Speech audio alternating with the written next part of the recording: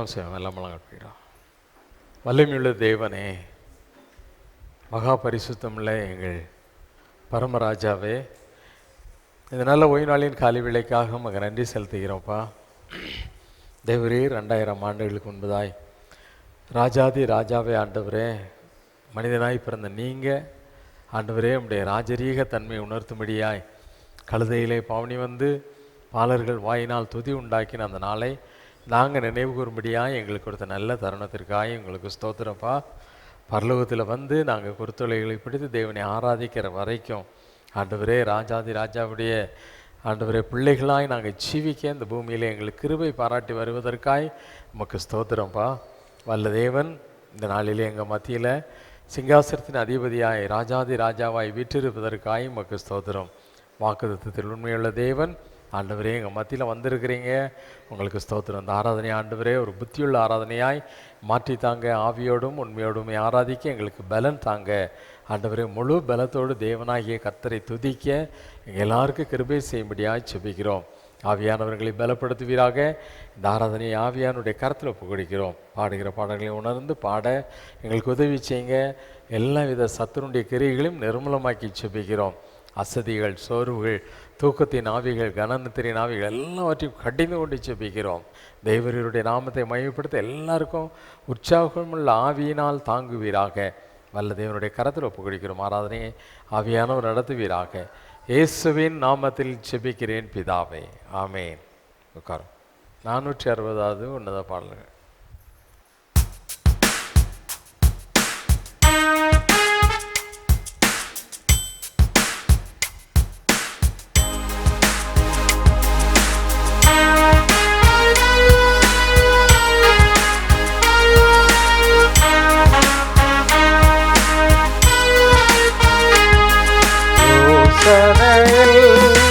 பெரியவரே ஆராதனை, ஆராதனை, செயல்களிலே வல்லவரே ஆராதனை, ஆராதனை, செயல்களிலே வல்லவரே ஆராதனை, ஆராதனை.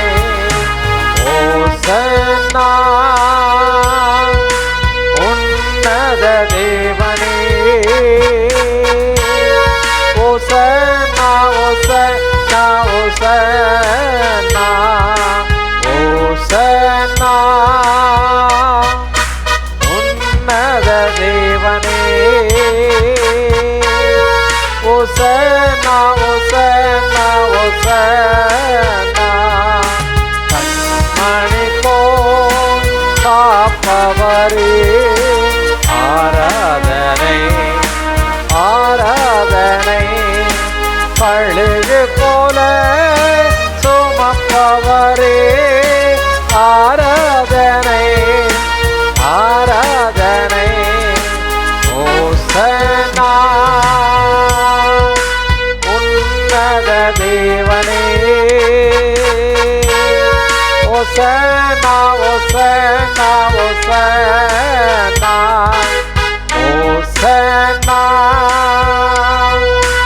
உன்னத தேவனே,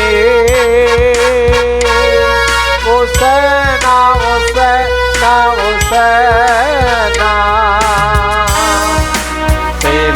சிலுவையினால் மீட்டவரே ஆராதனை, ஆராதனை, சிறகுகளால் மூடுபவரே ஆராதனை, ஆராதனை.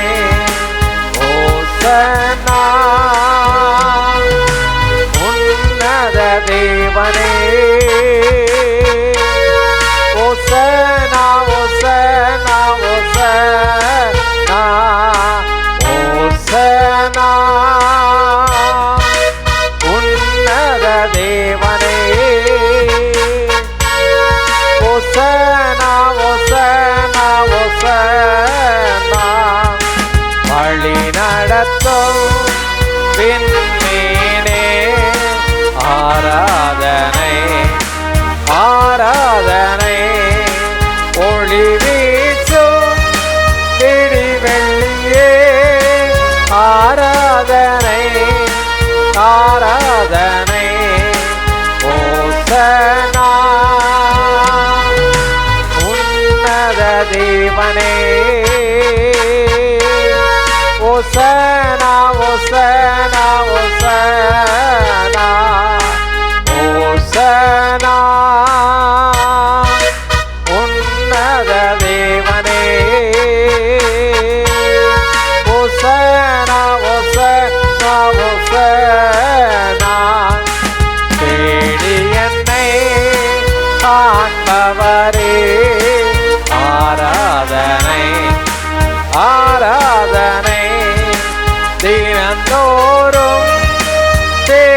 மன்னிப்பவரே ஆராதனை ஆராதனை ஓசனா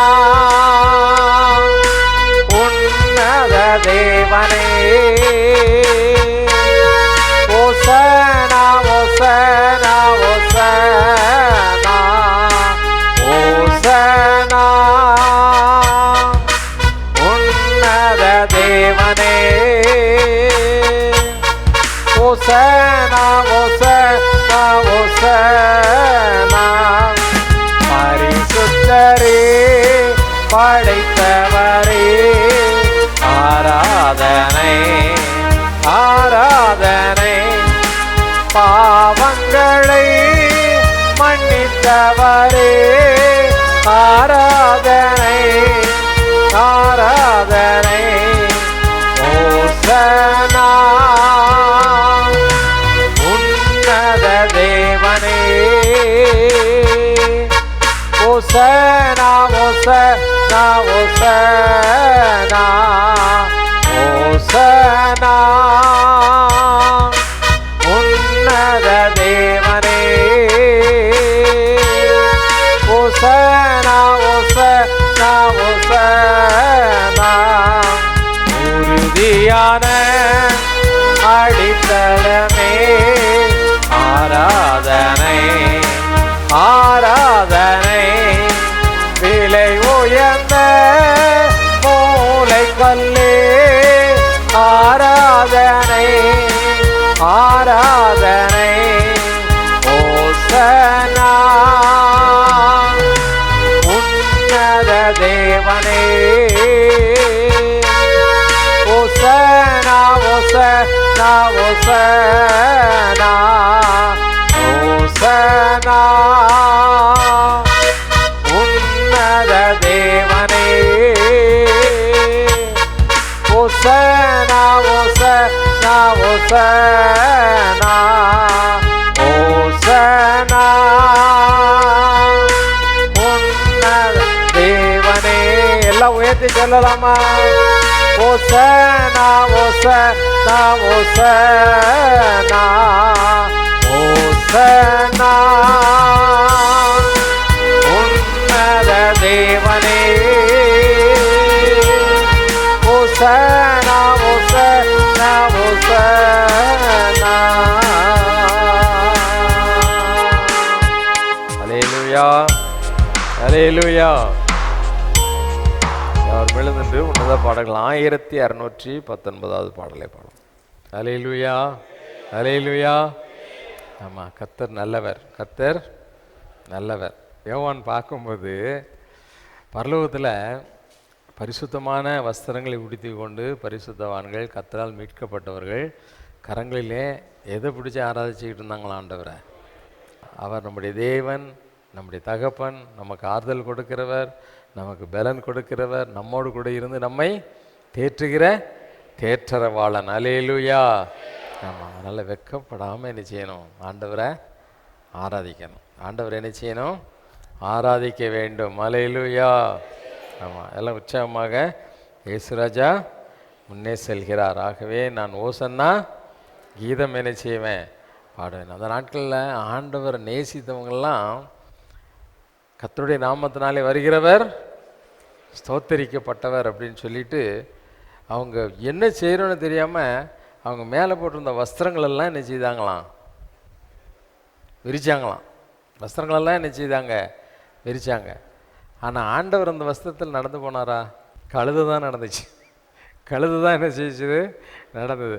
ஆனாலும் எங்கள் ஆண்டவர் ஏறி இருக்க கழுது கூட எங்கே இருக்கக்கூடாது?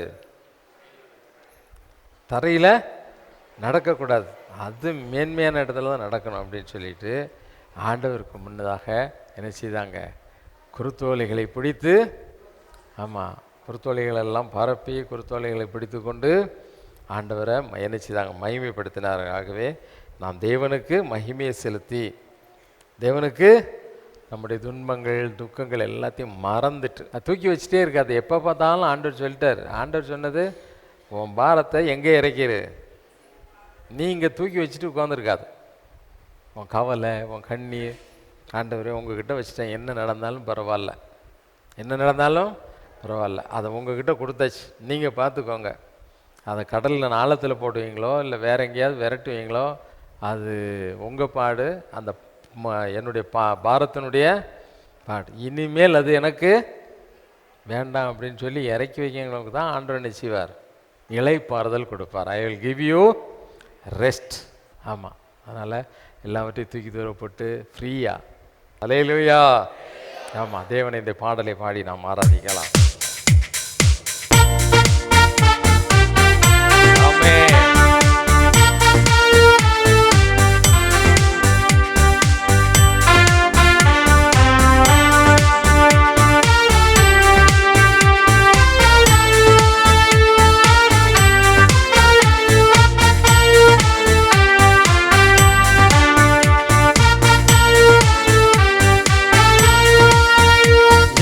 ராஜா முன்னே செல்கிறார், ஓசன்னா கீதம் பாடுவோம், வேகம் சென்றிடுவோம்.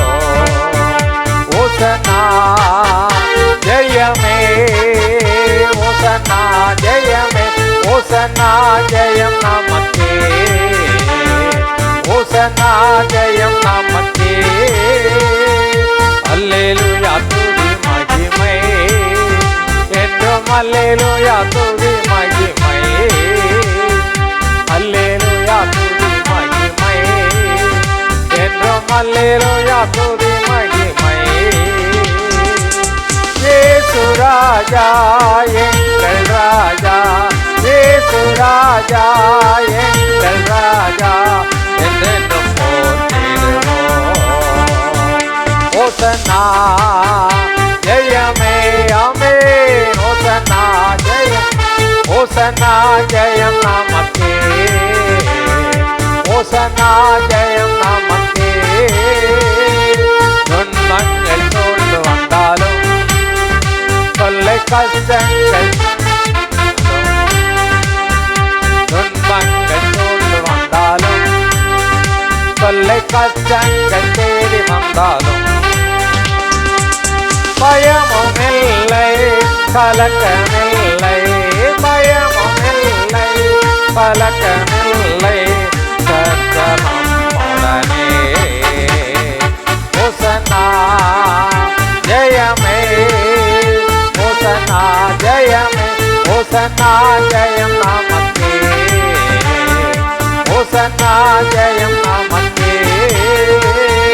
யோர்தானில் வெள்ளம் வந்தாலும், எரிகோ கோட்டை முன்னே நின்றாலும், யோர்தானில் வெள்ளம் வந்தாலும், எரிகோ கோட்டை முன்னே நின்றாலும், பயமும் இல்லை கலக்கமில்லை, பயமும் இல்லை கலக்கமில்லை, நம்முடனே. ஓசன்னா ஜெயமே, சொல்லுமா, ஓசன்னா ஜெயமே, ஓசன்னா ஜெயம் நமக்கே, ஓசன்னா ஜெயம் நமக்கே. பாதாளம் வாய் திறந்தாலும், மரணமே எதிர் வந்தாலும், பாதாளம் வாய் திறந்தாலும், மரணமே எதிர் வந்தாலும், பயமும் இல்லை கலக்கமில்லை, பயமும் இல்லை கலக்கமில்லை, இயேசு நம்முடனே. ஓசன்னா ஜெயமே, ஓசன்னா ஜெயமே, ஓசன்னா ஜெயம் நமக்கே, ஓசன்னா ஜெயம் நமக்கே, ஓசன்னா ஜெயம் நமக்கே, ஓசன்னா ஜெயம் நமக்கே. இயேசு ராஜா முன்னே செல்கிறார், ஓசன்னா கீதம் பாடுவோம், வேகம் சென்றிடுவோம். ஓசன்னா ஜெயமே, ஓசன்னா ஜெயமே, ஓசன்னா ஜெயம் நமக்கே, ஓசன்னா ஜெயம் நமக்கே, ஓசன்னா ஜெயம் நமக்கே. ஓசன்னா ஜெயம் நமக்கே. ஹல்லேலூயா, ஹல்லேலூயா. எல்லா கண்களையும் மூடி ஆண்டவருடைய சமூகத்தில், ஆண்டவரே, இந்த பூமியிலே நாங்கள் குருத்தோலை பிடித்து தேவனாகிய கர்த்தரே ஓசன்னா என்று சொல்லி மனதார புகழ்ந்து போற்ற எங்களுக்கு கொடுத்த கிருபைக்காக உமக்கு நாங்கள் நன்றி சொல்லுகிறோம்ப்பா.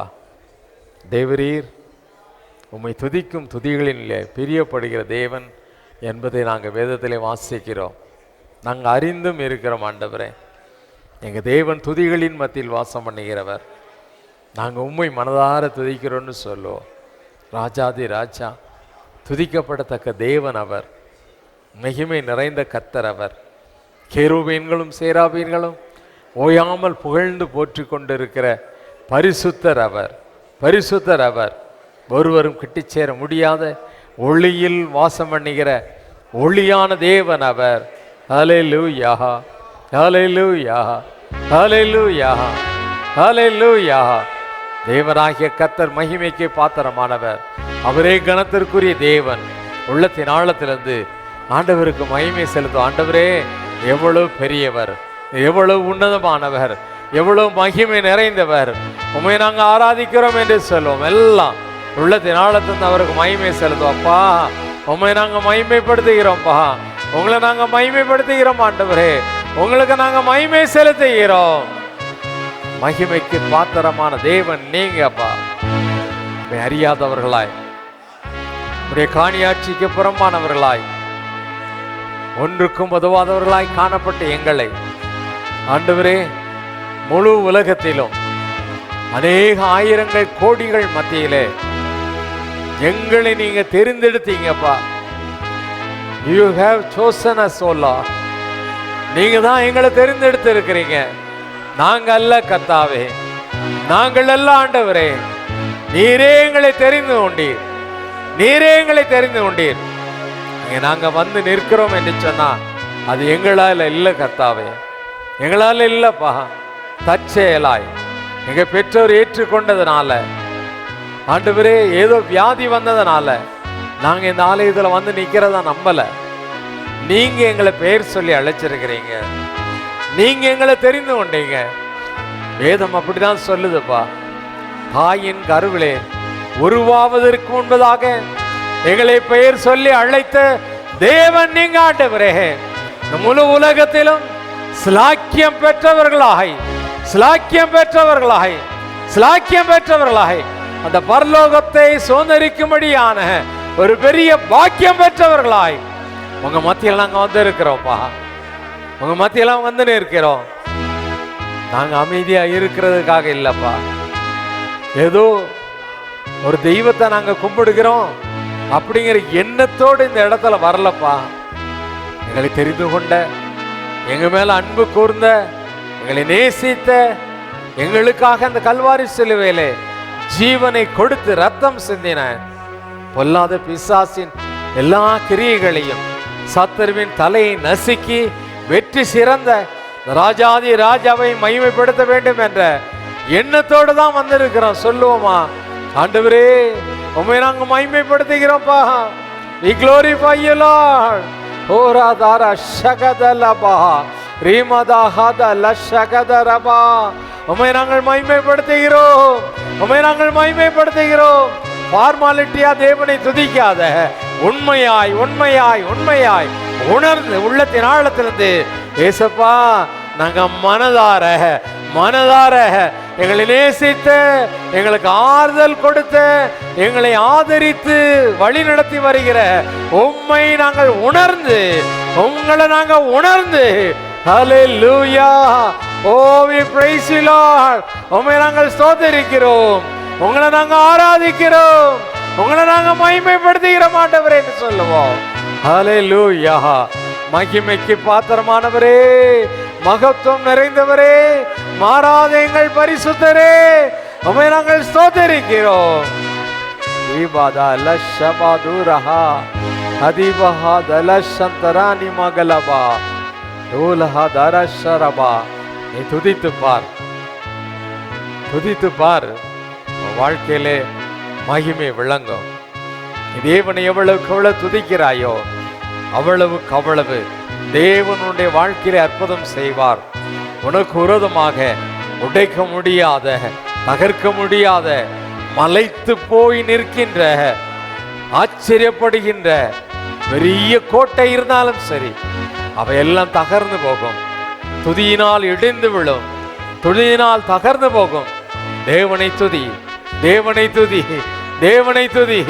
உள்ளத்தின் ஆழத்திலிருந்து, அப்பா வேடிக்கை பார்க்கிற நேரம் அல்ல, வேடிக்கை பார்க்கிற நேரம் அல்ல. எல்லாரும் எல்லாரும் எல்லாரும் கண்களை மூடி மனதார மனதார மனதார அப்பான்னு சொல்லு, அப்பான்னு சொல்லு, அப்பான்னு சொல்லு.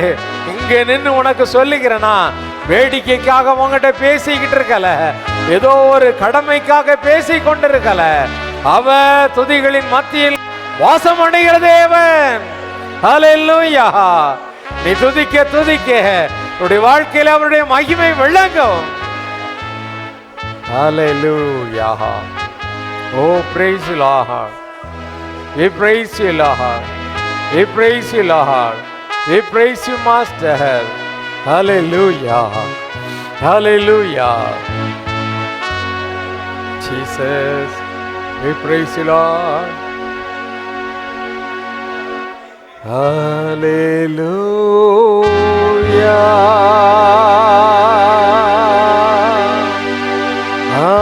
Hallelujah.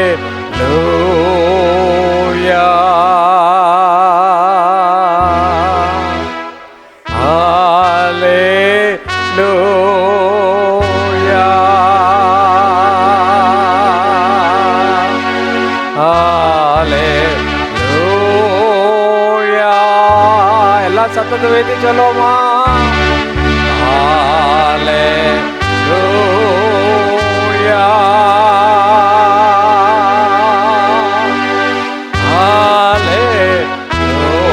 ஹல்லேலூயா.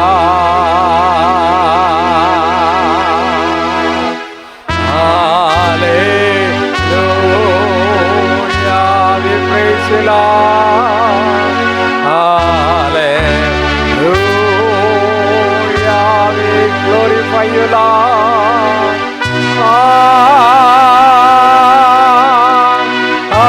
Hallelujah.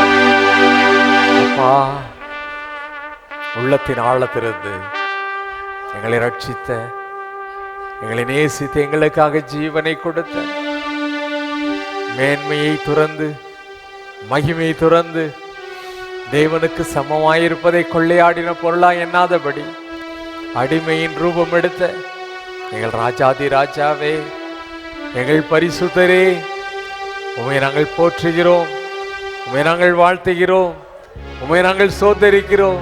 ஜிகாரஹதரஷமா மீரஹதரஷபதுலஹா மீரஹு ஹபலஹ சதரன்யா ஹதுர் ஹிமஹதல சந்தரானி மகலுபா ஹிமலஹதரஹ சதுரயா ಹನ್ಸಲಿದರ ಸಮದೂರ್ ಯಾಕಬದರು ಸಹ ನಿಲ್ಹಾದರ சுந்தராணிமா ஓ ரேகபாத லட்சபரது எங்களை பரிசுத்தத்தால் நிறைப்பவரே, எங்கள் அன்பினால் நிறைப்பவரே, எங்கள் அன்பின் ஆவியானவரே, உம்மை நாங்கள் ஸ்தோத்திரிக்கிறோம். தேற்றரவாளனே, எங்களை பலப்படுத்துபவரே, எங்களுடைய பாரங்களை எல்லாம் நீக்குபவரே, எங்களுடைய கவலைகள் கண்ணீர்கள் எல்லாவற்றையும் மாற்றி எங்களுடைய துக்க நாட்களை முடிந்து போக பண்ணுகிறவரே, உம்மை நாங்கள் ஸ்தோத்திரிக்கிறோம். உம்மை நாங்கள் மகிமைப்படுத்துகிறோம். உமக்கு நாங்கள் கனத்தை செலுத்துகிறோம். நீங்க ஒருவரே கனத்திற்கு பாத்திரமானவர். நீங்க மட்டும்தான்ப்பா துதிக்கப்படத்தக்க தெய்வம். எங்களுக்கு நல்லா தெரியும். ஒருவராய் பெரிய அதிசயங்களை செய்கிற, ஒருவரும் கிட்டி சேர முடியாத ஒளியில் வாசம் பண்ணுகிற தூயவரே உம்மை நாங்கள் ஸ்தோத்திரிக்கிறோம். பரிசுத்தரே உம்மை நாங்கள் ஆராதிக்கிறோம். உங்களுக்கு நாங்க மகிமை செலுத்துகிறோம். மகிமைக்கு பாத்திரமானவரே, துதிகளின் மத்தியில் வாசம் பண்ணுகிறவரே, சகல துதி கனம் மகிமை எல்லாவற்றையும் எங்கள் இயேசுவின் மூலமாக உமக்கு செலுத்துகிறோம். எங்கள் பரலோக பிதாவே, ஆமென், ஆமென். யார் ரெண்டோ ஒன்றுமா? சங்கீதம் 22:19 முதல் 31 முடிய. ஆனாலும் கர்த்தாவே, நீர் எனக்கு தூரமாகாதேயும், என் பலனே எனக்கு சகாயம் பண்ண தீவிரித்துக் கொள்ளும். என் ஆத்துமாவை பட்டயத்திற்கும் எனக்கு அருமையானதை நாய்களின் துஷ்டத்தனத்திற்கும் தப்புவியும். என்னை சிங்கத்தின் வாயிலிருந்து ரட்சியும். நான் காண்டாமிருகத்தின் கொம்புகளில் இருக்கும்போது எனக்கு செவி கொடுத்தருளு நீர். உம்முடைய நாமத்தை என் சகோதரருக்கு அறிவித்து சபை நடுவில் உம்மை துதிப்பேன். கர்த்தருக்கு பயப்படுகிறவர்களே, அவரை துதியுங்கள். யாக்கோபின் சந்ததியாரே, நீங்கள் எல்லாரும் அவரை கனம் பண்ணுங்கள். இஸ்ரவேலின் வம்சத்தாரே, நீங்கள் எல்லாரும் அவர் பேரில் பயபக்தியாய் இருங்கள். உபத்திரவப்பட்டவனுடைய உபத்திரவத்தை அவர் அற்பமாய் எண்ணாமலும் அருவருக்காமலும் தம்முடைய முகத்தை அவனுக்கு மறைக்காமலும் இருந்து தம்மை நோக்கி அவன் கூப்பிடுகையில் அவனை கேட்டருளினார். மகா சபையிலே நான் உம்மை துதிப்பேன். அவருக்கு பயப்படுகிறவர்களுக்கு முன்பாக என் பொருத்தனைகளை செலுத்துவேன். சாந்த குணம் உள்ளவர்கள் புசித்து திருப்தி அடைவார்கள். கர்த்தரை தேடுகிறவர்கள் அவரை துதிப்பார்கள். உங்கள் இருதயம் என்றென்றைக்கும் வாழும். பூமியின் எல்லைகளெல்லாம் நினைவு கூர்ந்து கர்த்தரிடத்தில் திரும்பும். ஜாதிகளுடைய சந்ததிகள் எல்லாம் உமது சமூகத்தில் தொழுது கொள்ளும். ராஜ்யம் கர்த்தருடையது, அவர் ஜாதிகளை ஆளுகிறவர். பூமியின் செல்வவான்கள் யாவரும் புசித்து பணிந்து கொள்வார்கள். புழுதியில் இறங்குகிறவர்கள் யாவரும் அவருக்கு முன்பாக வணங்குவார்கள். ஒருவனும் தன் ஆத்துமா அழியாதபடி அதை காக்கக்கூடாதே. ஒரு சந்ததி அவரை சேவிக்கும், தலைமுறை தலைமுறையாக அது ஆண்டவருடைய சந்ததி என்னப்படும். அவர்கள் வந்து அவரே இவைகளை செய்தார் என்று பிறக்கப் போகிற ஜனங்களுக்கு அவருடைய நீதியை அறிவிப்பார்கள். பிதாவுக்கும் குமாரனுக்கும் பரிசுத்தாவிக்கும் உண்டாதாக ஆமென். அவர் முழங்கால் படியிட்டு கர்த்தருடைய ஜெபத்தை சொல்லுவோம். பரமண்டலங்களில் இருக்கிற எங்கள் பிதாவே, உடைய நாமம் பரிசுத்தப்படுவதாக, உடைய ராஜ்யம் வருவதாக, உடைய சித்தம் பரமண்டலத்திலே செய்யப்படுவது போல பூமியிலேயும் செய்யப்படுவதாக. அன்றன்று உள்ள எங்கள் அப்பத்தை எங்களுக்கு இன்று தாரும். எங்களுக்கு விரோதமாய் குற்றம் செய்கிறவர்களுக்கு நாங்கள் மன்னிக்கிறது போல எங்கள் குற்றங்களை எங்களுக்கு மன்னியும். எங்களை சோதனைக்குள் பிரவேசிக்க பண்ணாமல் தீமை நின்று எங்களை ரட்சித்துக் கொள்ளும். ராஜ்யமும் வல்லமையும் மகிமையும் என்னென்றைக்கும் உடையவைகளே, ஆமென். அப்போஸ்தலர் விசுவாசத்தை அறிக்கை செய்வோம். வானத்தையும் பூமியும் படைத்த சர்வ வல்லமையுள்ள பிதாவாகிய தேவனை விசுவாசிக்கிறேன். அவருடைய ஒரே பேரான குமாரனாகிய நம்முடைய நாதர் இயேசு கிறிஸ்துவை விசுவாசிக்கிறேன். அவர் பரிசுத்த ஆவியினாலே கன்னி மரியாளிடத்தில் உற்பவித்து பிறந்தார். பொந்திய பிலாத்துவின் காலத்தில் பாடுபட்டு சிலுவையில் அறையுண்டு மரித்து அடக்கம் பண்ணப்பட்டு பாதாளத்தில் இறங்கினார். 3ஆம் நாள் மரித்தோரிடத்திலிருந்து எழுந்தள்ளினார். பரமண்டலத்துக்கு ஏறி சர்வ வல்லமுள்ள பிதாவாகிய அவருடைய வலது பார்சத்திலே வீற்றிருக்கிறார். அவ்விடத்திலிருந்து உயிருள்ளோரையும் மரித்தோரையும் நியாயந்தீர்க்க வருவார். பரிசுத்த ஆவியும் விசுவாசிக்கிறேன். பொதுவாயிருக்கிற பரிசுத்த சபையும் பரிசுத்த வான்களுடைய ஐக்கியமும் பாவ மன்னிப்பும் சரீர உயிர்த்தெழுதலும் நித்திய ஜீவனும் என்று விசுவாசிக்கிறேன். ஆமென். உட்காருவோம். வேதத்திலிருந்து ஒரு பகுதியை கேட்போம். வாசிக்கும்படியாக குறிக்கப்பட்ட வேத பகுதி மத்தேயு எழுதின சுவிசேஷம் 21ஆம் அதிகாரம் 1 முதல் 11ஆம் வசனம் முடிய டைட்டில் வாசியை கேட்போம். வாசிக்கும்படியாக குறிக்கப்பட்ட வேத பகுதி மத்தேயு 21 அதிகாரம் 1 முதல் 11 வசனம் வரை. மத்தேயு 21 அதிகாரம் 1 முதல் 11 வரை. அவர்கள் எருசலேமுக்கு சமீபமாய் சேர்ந்து ஒலிவ மலைக்கு அருகான பெத்பெகேயுக்கு வந்தபோது இயேசுவானவர் ஷீஷரில் 2 பேரை நோக்கி, உங்களுக்கு எதிரே இருக்கிற கிராமத்துக்கு போங்கள். போன உடனே அங்கே ஒரு கழுதையையும் அதனோடே ஒரு குட்டியையும் கட்டியிருக்க காண்பீர்கள். அவைகளை அவிழ்த்து என்னிடத்தில் கொண்டு வாருங்கள். ஒருவன் உங்களுக்கு ஏதாகிலும் சொன்னால், இவைகள் ஆண்டவருக்கு வேண்டுமென்று சொல்லுங்கள், உடனே அவைகளை அனுப்பிவிடுவான் என்று சொல்லி அவர்களை அனுப்பினார். இதோ உன் ராஜா சாந்த குணம் உள்ளவராய் கழுதையின் மேலும் கழுதை குட்டியாகிய மரியின் மேலும் ஏறிக்கொண்டு உன்னிடத்தில் வருகிறார் என்று சீயோன் குமாரத்திக்கு சொல்லுங்கள் என்று தீர்க்கதரிசியால் உரைக்கப்பட்டது நிறைவேறும்படி இதெல்லாம் நடந்தது. ஷீஷர்கள் போய் இயேசு தங்களுக்கு கட்டளை இட்டபடியே செய்து கழுதையையும் குட்டியையும் கொண்டு வந்து அவைகள் மேல் தங்கள் வஸ்திரங்களை போட்டு அவரை ஏற்றினார்கள். திரளான ஜனங்கள் தங்கள் வஸ்திரங்களை வழியிலே விரித்தார்கள். வேறு சிலர் மரக்கிளைகளை தரித்து வழியிலே பரப்பினார்கள். முன்னடப்பாரும் பின்னடப்பாரும் ஆகிய திரளான ஜனங்கள், தாவீதின் குமாரனுக்கு ஓசன்னா, கர்த்தரின் நாமத்தினாலே வருகிறவர் ஸ்தோத்தரிக்கப்பட்டவர், உன்னதத்திலே ஓசன்னா என்று சொல்லி ஆர்ப்பரித்தார்கள். அவர் எருசலேமுக்குள் பிரவேசிக்கையில் நகரத்தார் யாவரும் ஆச்சரியப்பட்டு இவர் யார் என்று விசாரித்தார்கள். அதற்கு ஜனங்கள், இவர் கலிலேயாவில் உள்ள நாசரேத்தில் இருந்து வந்த தீர்க்கதரிசியாகிய இயேசு என்றார்கள். வாசிக்கும்படியாக குறிக்கப்பட்ட வேத பகுதி வாசித்தாயிற்று. உன்னத பாடல்கள் 722வது பாடல், உருகாத நெஞ்சம் அவர்தானே தஞ்சம் என்ற பாடலை பாடல்.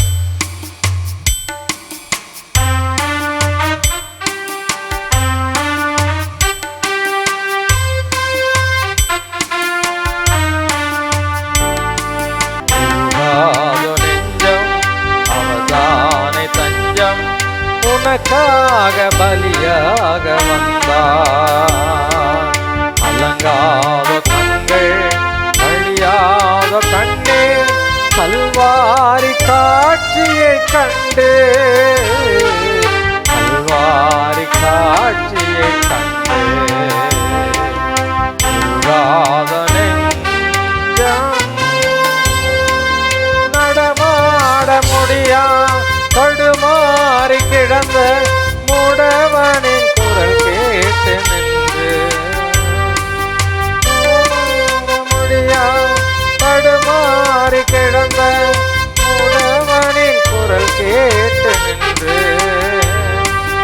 இடம் தேடி வந்து இதயத்தில் நொந்து, இடம் தேடி வந்து இதயத்தில் நொந்து நடமாட செய்ததாலே உந்தன் கால்களில் ஆணியோ அரசே, அதுதான் சிலுவையின் பரிசே. உந்தன் கால்களில் ஆணியோ அரசே, அதுதான் சிலுவையின் பரிசே. உருகாத நெஞ்சம் அவர்தானே தஞ்சம், உனக்காக பலியாக வந்தார்.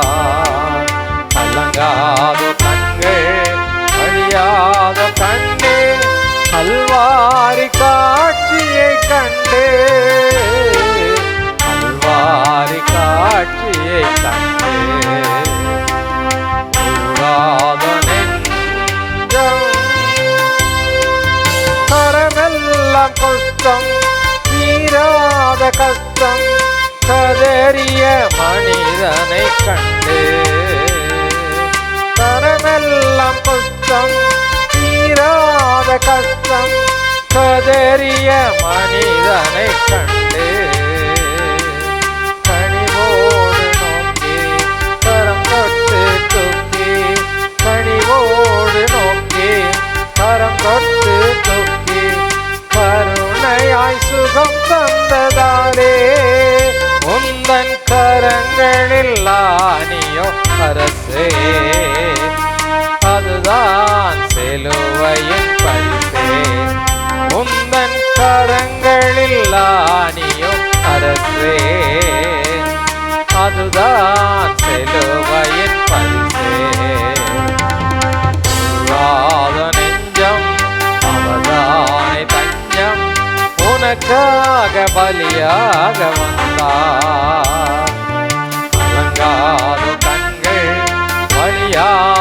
கண்ணே கல்வாரி காட்சியை கண்டே, கல்வாரி காட்சியை கண்டே, உருகாத நெஞ்சம்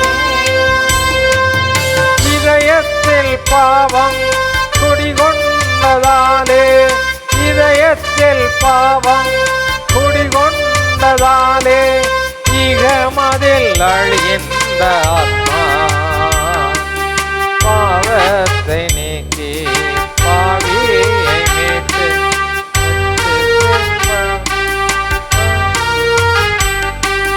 கட்டுத்தின் வழி தந்ததாலே, உந்தன் இதயத்தில் ஈட்டியோ அரசே, அதுதான் சிலுவையின் பரிசே, உந்தன் இதயத்தில் ஈட்டியோ அரசே, அதுதான் சிலுவையின் பரிசே. உருகாத நெஞ்சம் அவதானே தஞ்சம், உனக்காக பலியாக வந்தார், பலியாத கண்ணே கல்வாரி காட்சியை கண்டு, கல்வாரி காட்சியை கண்டு, உருகாத நெஞ்சம்.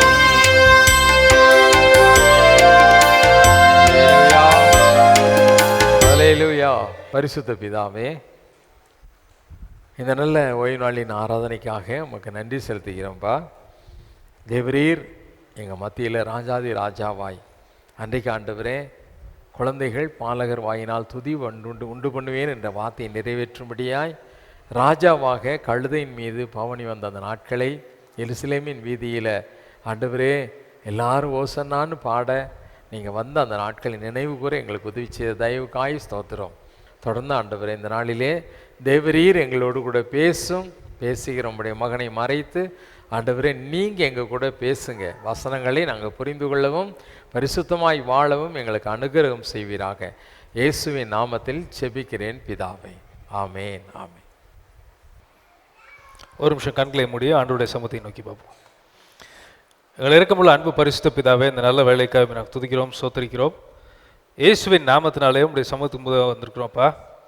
நீங்கள் அழைத்து வந்திருக்க ஒவ்வொரு பிள்ளைகளுக்காக உங்களுக்கு நன்றி செலுத்துகிறோம். உங்களுடைய பிரசனம் எங்கள் மத்தியில் அசையோட வேண்டுமா நான் செபிக்கிறேன். உங்களுடைய கிருபை எங்கள் மத்தியில் இருக்க வேண்டுமா நான் செபிக்கிறேன். உங்களுடைய வார்த்தையானது எங்கள் ஒவ்வொருவருடைய இருதயத்தையும் தொட வேண்டுமாக நான் செபிக்கிறேன். மீதியான வேலை உங்களுடைய சமூகத்தில் ஒப்புக் கொடுக்கிறேன். இயேசுவின் நாமத்தினால் எங்கள் ஜெபங்களை எடுக்கிறோம் பரிசுத்த பிதாவே, ஆமென். ஆண்டவராகிய இயேசுவின் நாமத்தினாலே உங்கள் ஒவ்வொருவருக்கும் தோலை ஞாயிறு வாழ்த்துக்களை தெரிவித்துக் கொள்கிறேன். பழைய ஏற்பாட்டில் ஒரு கழுதை இருந்துச்சு. அந்த கழுதை என்ன பண்ணுச்சுன்னு தெரியுமா? பீலேயாமின் கழுதை. அது என்ன பண்ணுச்சு? இஸ்ரவேல் ஜனங்கள் அவங்க எகிப்தின் அடிமைத்தனத்திலேருந்து வெளியில் போயிட்டு இருக்கும்போது ஒரு குறிப்பிட்ட நாட்டுக்கு வராங்க, மோவாபுங்கிற நாட்டுக்கு வராங்க. இந்த மோவாபுடைய ராஜா ஒருத்தன் இருக்கான், அவன் பேர் என்னன்னா பாலாக். அவன் பேர் என்ன? பாலாக். இந்த ராஜாவுக்கும் அந்த ஊரில் இருக்கவங்களுக்கும் பயங்கர பயம். என்ன பயம் அப்படின்னா, இஸ்ரேல் ஜனங்களை காப்பாற்றுறதுக்கு ஆண்டவர் என்னென்ன பண்ணாரு, எப்படி செங்கடலை பிளந்தாரு, அதுக்கப்புறம் ராஜாக்கள் எப்படி எல்லாரையும் அழிச்சாங்க இந்த ஜனங்கள் அப்படிங்கிறத பயங்கர பயம். இவங்களை ஜெயிக்க நம்மளால முடியவே முடியாதுங்கிறது நல்லா தெரிஞ்சு போச்சு. அப்போ அங்கே ஒரு தீர்க்கதரிசி இருக்கான். இவன் எப்படி அங்கே இருந்தான், இவன் எப்படி ஆண்டவர் பற்றி தெரிஞ்சுங்கிறதுலாம் நம்மளுக்கு தெரியல, அதை பற்றி பைபிள் போடலை. ஆனால் இவன் ஒரு தீர்க்கதரிசி, ஆண்டவர் தான் அவன்கிட்ட பேசுகிற அளவுக்கு இருந்த தீர்க்கதரிசி. இவன் இஸ்ரவேல் ஜனத்தின் சார்ந்தவனான்னு கேட்டால் இல்லை. இவனுக்கு எப்படி ஆண்டவரை பற்றி தெரிஞ்சிச்சு, ஆண்டவர் எப்படி இவன்கிட்ட பேச ஆரம்பிச்சாருங்கிற பற்றியான அந்த காரியங்கள் எல்லாம் பைபிளில் பதிவாகலை. ஆனால் இவன் ஒரு தீர்க்கதரிசி, அந்த ராஜாவுக்கும் தெரிகிற அளவுக்கு இருந்த தீர்க்கதரிசி. அப்போ இவன் அந்த ஊரில் பிரசித்தி பெற்ற ஒரு தீர்க்கதரிசியாக தான் இருக்கணும். ஏன்னா நீங்கள் யோசிச்சு பாருங்க, ஒரு வேளை ஒரு சாதாரண ஒரு ஆளை ராஜாவுக்கு தெரிஞ்சிருக்க வாய்ப்பு இல்லை. அப்பேற்பட்ட ஒரு மகத்துவமான தீர்க்கதரிசியாக தான் இவன் இருந்திருக்கணும். அந்த தீர்க்கதரிசிக்கு இந்த பாலாக் ராஜா என்ன சொல்கிறான், தீர்க்கதரிசி இந்த ராஜா கூப்பிட்டு விட்றான். கூப்பிட்டு என்ன சொல்கிறான், எனக்காக இந்த இஸ்ரவேல் ஜனங்களை நீ சபி. ஒருவேளை நீ சபிக்கிறது நிமித்தம் அவங்களோட நான் வந்து போராடி நான் ஜெயிச்சிருவேன். நீ என்ன வேணாலும் கேளு, நான் தரேன். உனக்கு பணம் வேணுமா, தங்கம் வேணுமா, கொடுக்குறேன். ஆனால் ஒரே ஒரு கண்டிஷன், இந்த ஜனங்களை எனக்காக நீ சபிக்கணும். எப்படி சபிக்கணும்? ஆண்டவருடைய நாமத்தை சொல்லி சபிக்கணும். அப்படி நீ செஞ்சினா உனக்கு என்ன வேணாலும் தரேன் அப்படின்னு ஆட்களை சொல்லி அனுப்புகிறான். இவன் சொல்லிட்டான், ஃபஸ்ட்டு வந்தவன சொல்லிட்டான், இவர்கள் ஆசீர்வதிக்கப்பட்ட ஜனங்கள், இவனை சபிக்கிறதுக்கு எனக்கு அதிகாரமே கிடையாது அப்படின்னு சொல்லி அனுப்பிச்சிட்டான். திரும்ப அந்த ராஜா நீ போய் கேட்டு வா அப்படின்னு சொல்லி அனுப்பிச்சோன்ன, சரி ஒரு நாள் நான் ஜெபம் பண்ணுறேன், ஆண்டவர் என்ன சொல்கிறாருன்னு திரும்ப அவர்கிட்ட நான் கேட்குறேன், கேட்டு நான் உங்களுக்கு சொல்கிறேன் அப்படின்னு சொல்லி அன்றைக்கி நைட்டு ஆண்டவர்கிட்ட ஜெபம் பண்ணும்போது சரி நீ போ அப்படின்ட்டார். நான் சொல்கிறத தவிர வேறு எதுவும் சொல்லக்கூடாது, நீ போ அப்படின்ட்டார்.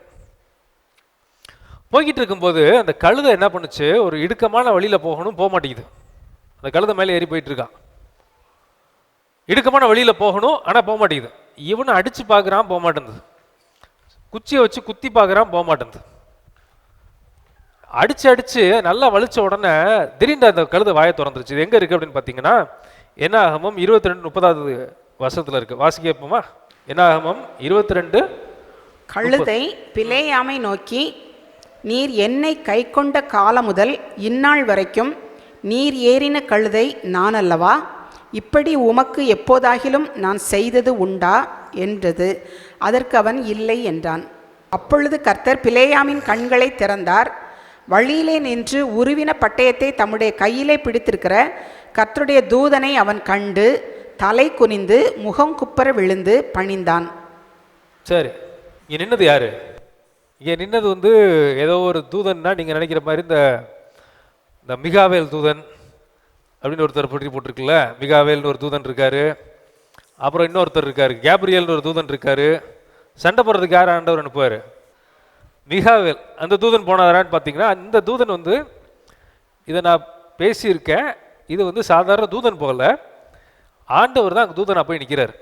ஆண்டவர்னா பிதா கிடையாது, கிறிஸ்துவா வெளிப்பட்ட அவர் தான் தூதனா போய் நிற்கிறார். எப்படி நிற்கிறாரு? கத்தியை பிடிச்சிட்டு நிற்கிறாரு. கத்தினா எப்படி இருக்கும்? அவர் வச்சிருக்க பட்டம் எப்படி இருக்கும்? நம்ம வீட்டில் கத்திரிக்காய் வெட்டுற கத்தி இல்லை, அது இருக்கு இவ்வளோ பெருசுக்கு. எதுக்கு நிற்கிறாரு? பீலையாம ஒரே அடி அடிக்கிறது என்ன ஆக போறான்? பீலையாம் என்னங்க இப்படிலாம் ஆண்டவர் பண்ணுவாரா அப்படின்னு நினைப்பீங்க நீங்க. ஏசு கிறிஸ்துவை இரட்சகரா பார்த்தோம்னா நம்ம தப்பிச்சோம். ஏசு கிறிஸ்துவை நியாயாதிபதியா பார்த்தோம்னா நம்ம தொலைஞ்சோம். ஆண்டவர் இந்த ஆட்டுக்குட்டி தூக்கி வச்சுட்டு இருக்கவருன்னே கற்பனையில் நிறைய பேர் இன்னைக்கு உலகத்தில் இருக்கிறாங்க. ஆனால் அது உண்மை கிடையாது. உண்மைதான், அது மட்டும் உண்மை கிடையாது. அவர் நியாயாதிபதியாக உட்கார்ந்தாருன்னா பிசாசை பார்த்து பயப்படுற பயம் கூட கிறிஸ்தவங்களுக்கு கிறிஸ்துவை பார்த்து இன்னைக்கு இல்லை, நிறைய பேருக்கு இல்லை. பிசாசு ஒருத்தனை அழிக்கணும்னா பல வேலைகள் பண்ணணும். அவன் ஒருத்தன் மந்திரம் பண்ணுறான்னு வச்சுங்களேன், சூனியம் பண்ணுறான் ஒரு குடும்பத்தை, அதுக்கு பிசாசை ஏவணும், ரத்தம் ஊற்றணும், அது 1008 வேலை பண்ணாதான் ஒரு குடும்பத்தை அழிக்கிறதுக்கு அவன் அவ்வளோ கஷ்டப்பட்டு பண்ணணும். ஆண்டவருடைய வல்லம் அப்படி கிடையாது. அவர் ஒரு நேரத்தில் எத்தனை பேர் அழிச்சாருன்னு பார்க்குறோம்.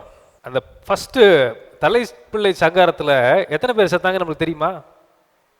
தெரியாது. லட்சக்கணக்கான பேர் செத்துருக்கணும்.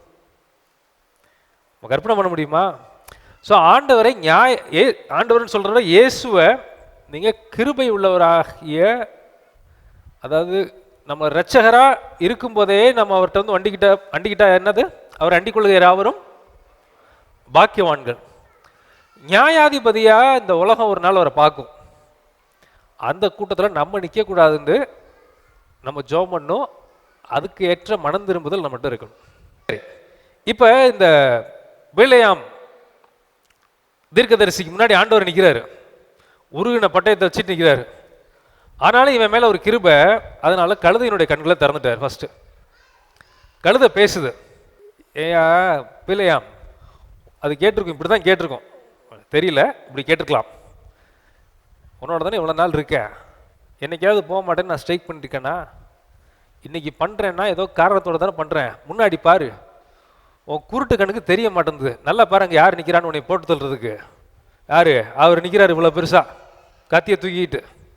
பீலையாமாகிய தீர்க்கதரிசிக்கு இந்த கழுதை ஆகிய 6 அறிவு இல்லாத ஒரு பிராணி, ஒரு மிருகம் பீலையாமுக்கு ஒரு சாட்சி சொன்னுச்சு. என்ன சாட்சி சொன்னுச்சு? முன்னாடி யார் நிற்கிறான்னு பாரு, பார்த்துட்டு கொஞ்சம் போ, ஜாக்கிரதையா அப்படிங்கிற சாட்சியை சொன்னுச்சு. ஆண்டவர் கழுதை மேலே ஏறி போன இந்த சம்பவம், குருத்தோலையை தூக்கிட்டு ஆண்டவர் எல்லாரும் துதிச்ச சம்பவம், ஒரு அப்ராக்சிமேட்டா ஒரு தோராயமா 1 வாரத்துக்கு முன்னாடி சிலுவை பாடுக்கு போறதுக்கு 1 வாரத்துக்கு முன்னாடி நடந்த சம்பவமா இருக்கும் அப்படின்னு சொல்றாங்க. இதுல ஆண்டவர் ஒரு கழுதை மேலே ஏறி போறாரு. இந்த கழுதை ஒரு சாட்சி சொன்னுச்சு. இந்த 2 கழுதைக்கு என்ன வித்தியாசம்னா, அந்த கழுதை வாயை திறந்து சொன்னுச்சு, இந்த கழுதை வாயை திறக்காம சொன்னுச்சு. என்ன சொன்னுச்சு அப்படின்னு பார்த்தீங்கன்னா, மத்தேயு 21:2 அடுத்த வசனத்தையும் வாசிக்க கேட்போமா? உங்களுக்கு எதிரே இருக்கிற கிராமத்துக்கு போங்கள், போன உடனே அங்கே ஒரு கழுதையையும் அதனோட ஒரு குட்டியையும் கட்டியிருக்க காண்பீர்கள். அவைகளை அவிழ்த்து என்னிடத்தில் கொண்டு வாருங்கள். ஒருவன் உங்களுக்கு ஏதாகிலும் சொன்னால் இவைகள் ஆண்டவருக்கு வேண்டும் என்று சொல்லுங்கள், உடனே அவைகளை அனுப்பி விடுவான் என்று சொல்லி அவர்களை அனுப்பினார். அடுத்தது 4. இதோ உன் ராஜா சாந்த குணமுள்ளவராய் கழுதையின் மேலும் கழுதை குட்டியாகிய மரியின் மேலும் ஏறிக்கொண்டு உன்னிடத்தில் வருகிறார் என்று சீயோன் குமாரத்திக்கு சொல்லுங்கள் என்று தீர்க்கதரிசியினால் உரைக்கப்பட்டது நிறைவேறும்படி இது எல்லாம் நடந்தது. இந்த கழுதை ஒரு சாட்சி சொன்னுச்சு. என்ன சொன்னுச்சுன்னா, தீர்க்கதரிசியால் உரைக்கப்பட்டது இது நடக்கும்னு 520 வருஷத்துக்கு முன்னாடி வாழ்ந்த ஒரு தீர்க்கதரிசி. அவர் யாருன்னு தெரியுமா? ஜகரியா அப்படின்னு ஒரு தீர்க்கதரிசி இருந்தார். அவரு கிறிஸ்து பிறக்கிறதுக்கு 500லேருந்து 520 வருஷத்துக்கு முன்னாடி வாழ்ந்த ஒரு தீர்க்கதரிசி. அவர் மூலமா ஆண்டவர் சொல்றாரு. இது எங்க இருக்குன்னு நீங்க வேணா வீட்டில் போய் படிச்சு பாருங்க. ஜகரியா 9:9 இருக்குது. அந்த தீர்க்கதரிசி சொன்ன வார்த்தை நிறைவேறதுக்கு ஆண்டவர் உபயோகித்த ஒரு 5 அறிவுள்ள ஒரு ஆள் தான் யாருன்னா இந்த கழுதை. இந்த கழுதை வாயை திறக்காமலே ஒரு சாட்சியை சொன்னுச்சு. என்ன சொன்னுச்சு? 500 வருஷத்துக்கு முன்னாடி சொன்ன தீர்க்கதரிசியினால் நிறைவேற எழுதப்பட்டது, கர்த்தருடைய ஆவியினால் சொல்லப்பட்டது என் வாழ்க்கை மூலமா நிறைவேறுது, நீங்க பார்த்து மனம் திரும்புங்க.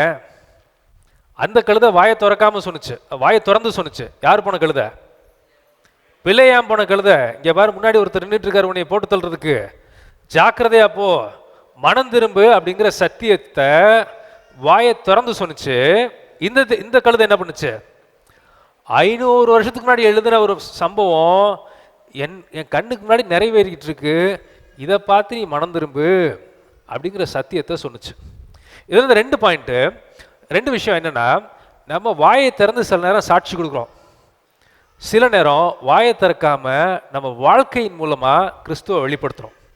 அதான் ஒருத்தர் சொன்னாரா முந்தி, ஒருவேளை மதர் தெரசா மாதிரி கிறிஸ்து சொன்ன மாதிரி கிறிஸ்தவர்கள் எல்லாம் இருந்திருந்தால் எப்போவோ உலகத்தில் இருக்க எல்லா ஜனங்களும் கிறிஸ்துவை ஏற்றுட்டு இருப்பாங்க அப்படின்னு சொன்னாராம்.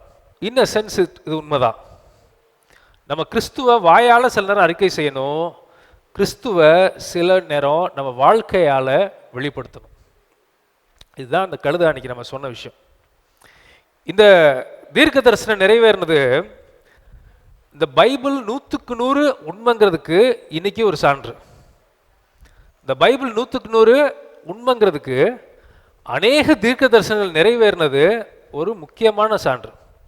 உதாரணத்துக்கு, கிறிஸ்து எங்கே பிறப்பார், கிறிஸ்து எங்கே வளருவார், கிறிஸ்து எப்படி மரிப்பார், யார் அவரை காட்டி கொடுப்பாங்க, எப்படி அவர் உயிர் தள்ளுவார், எப்படி அவர் ரத்தம் சிந்துவார், எப்படி அவர் கைகள்லையும் கால்கள்லையும் ஆணி அடிப்பாங்க, அத்தனையும் இது மாதிரி 300 தீர்க்க தரிசனம் பழைய ஏற்பாட்டில் இருக்கான். 1 2 இல்லை, 300 தீர்க்க தரிசனம்.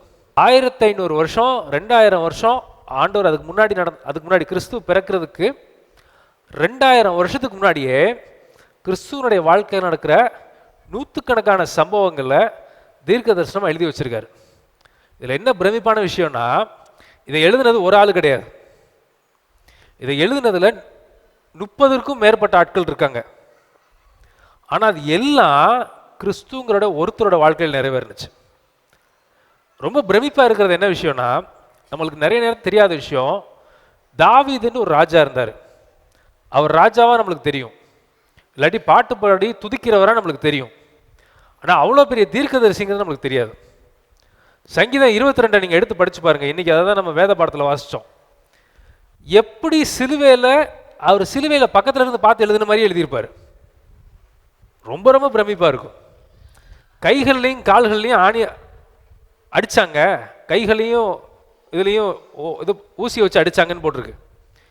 இதில் என்ன இன்னும் பிரமிப்பான விஷயம்னா, சிலுவை மரணம், சிலுவை தண்டனைங்கிறத கிறிஸ்து வாழ்ந்ததுக்கு 1000 வருஷத்துக்கு முன்னாடி வாழ்ந்தவர் தாவீது.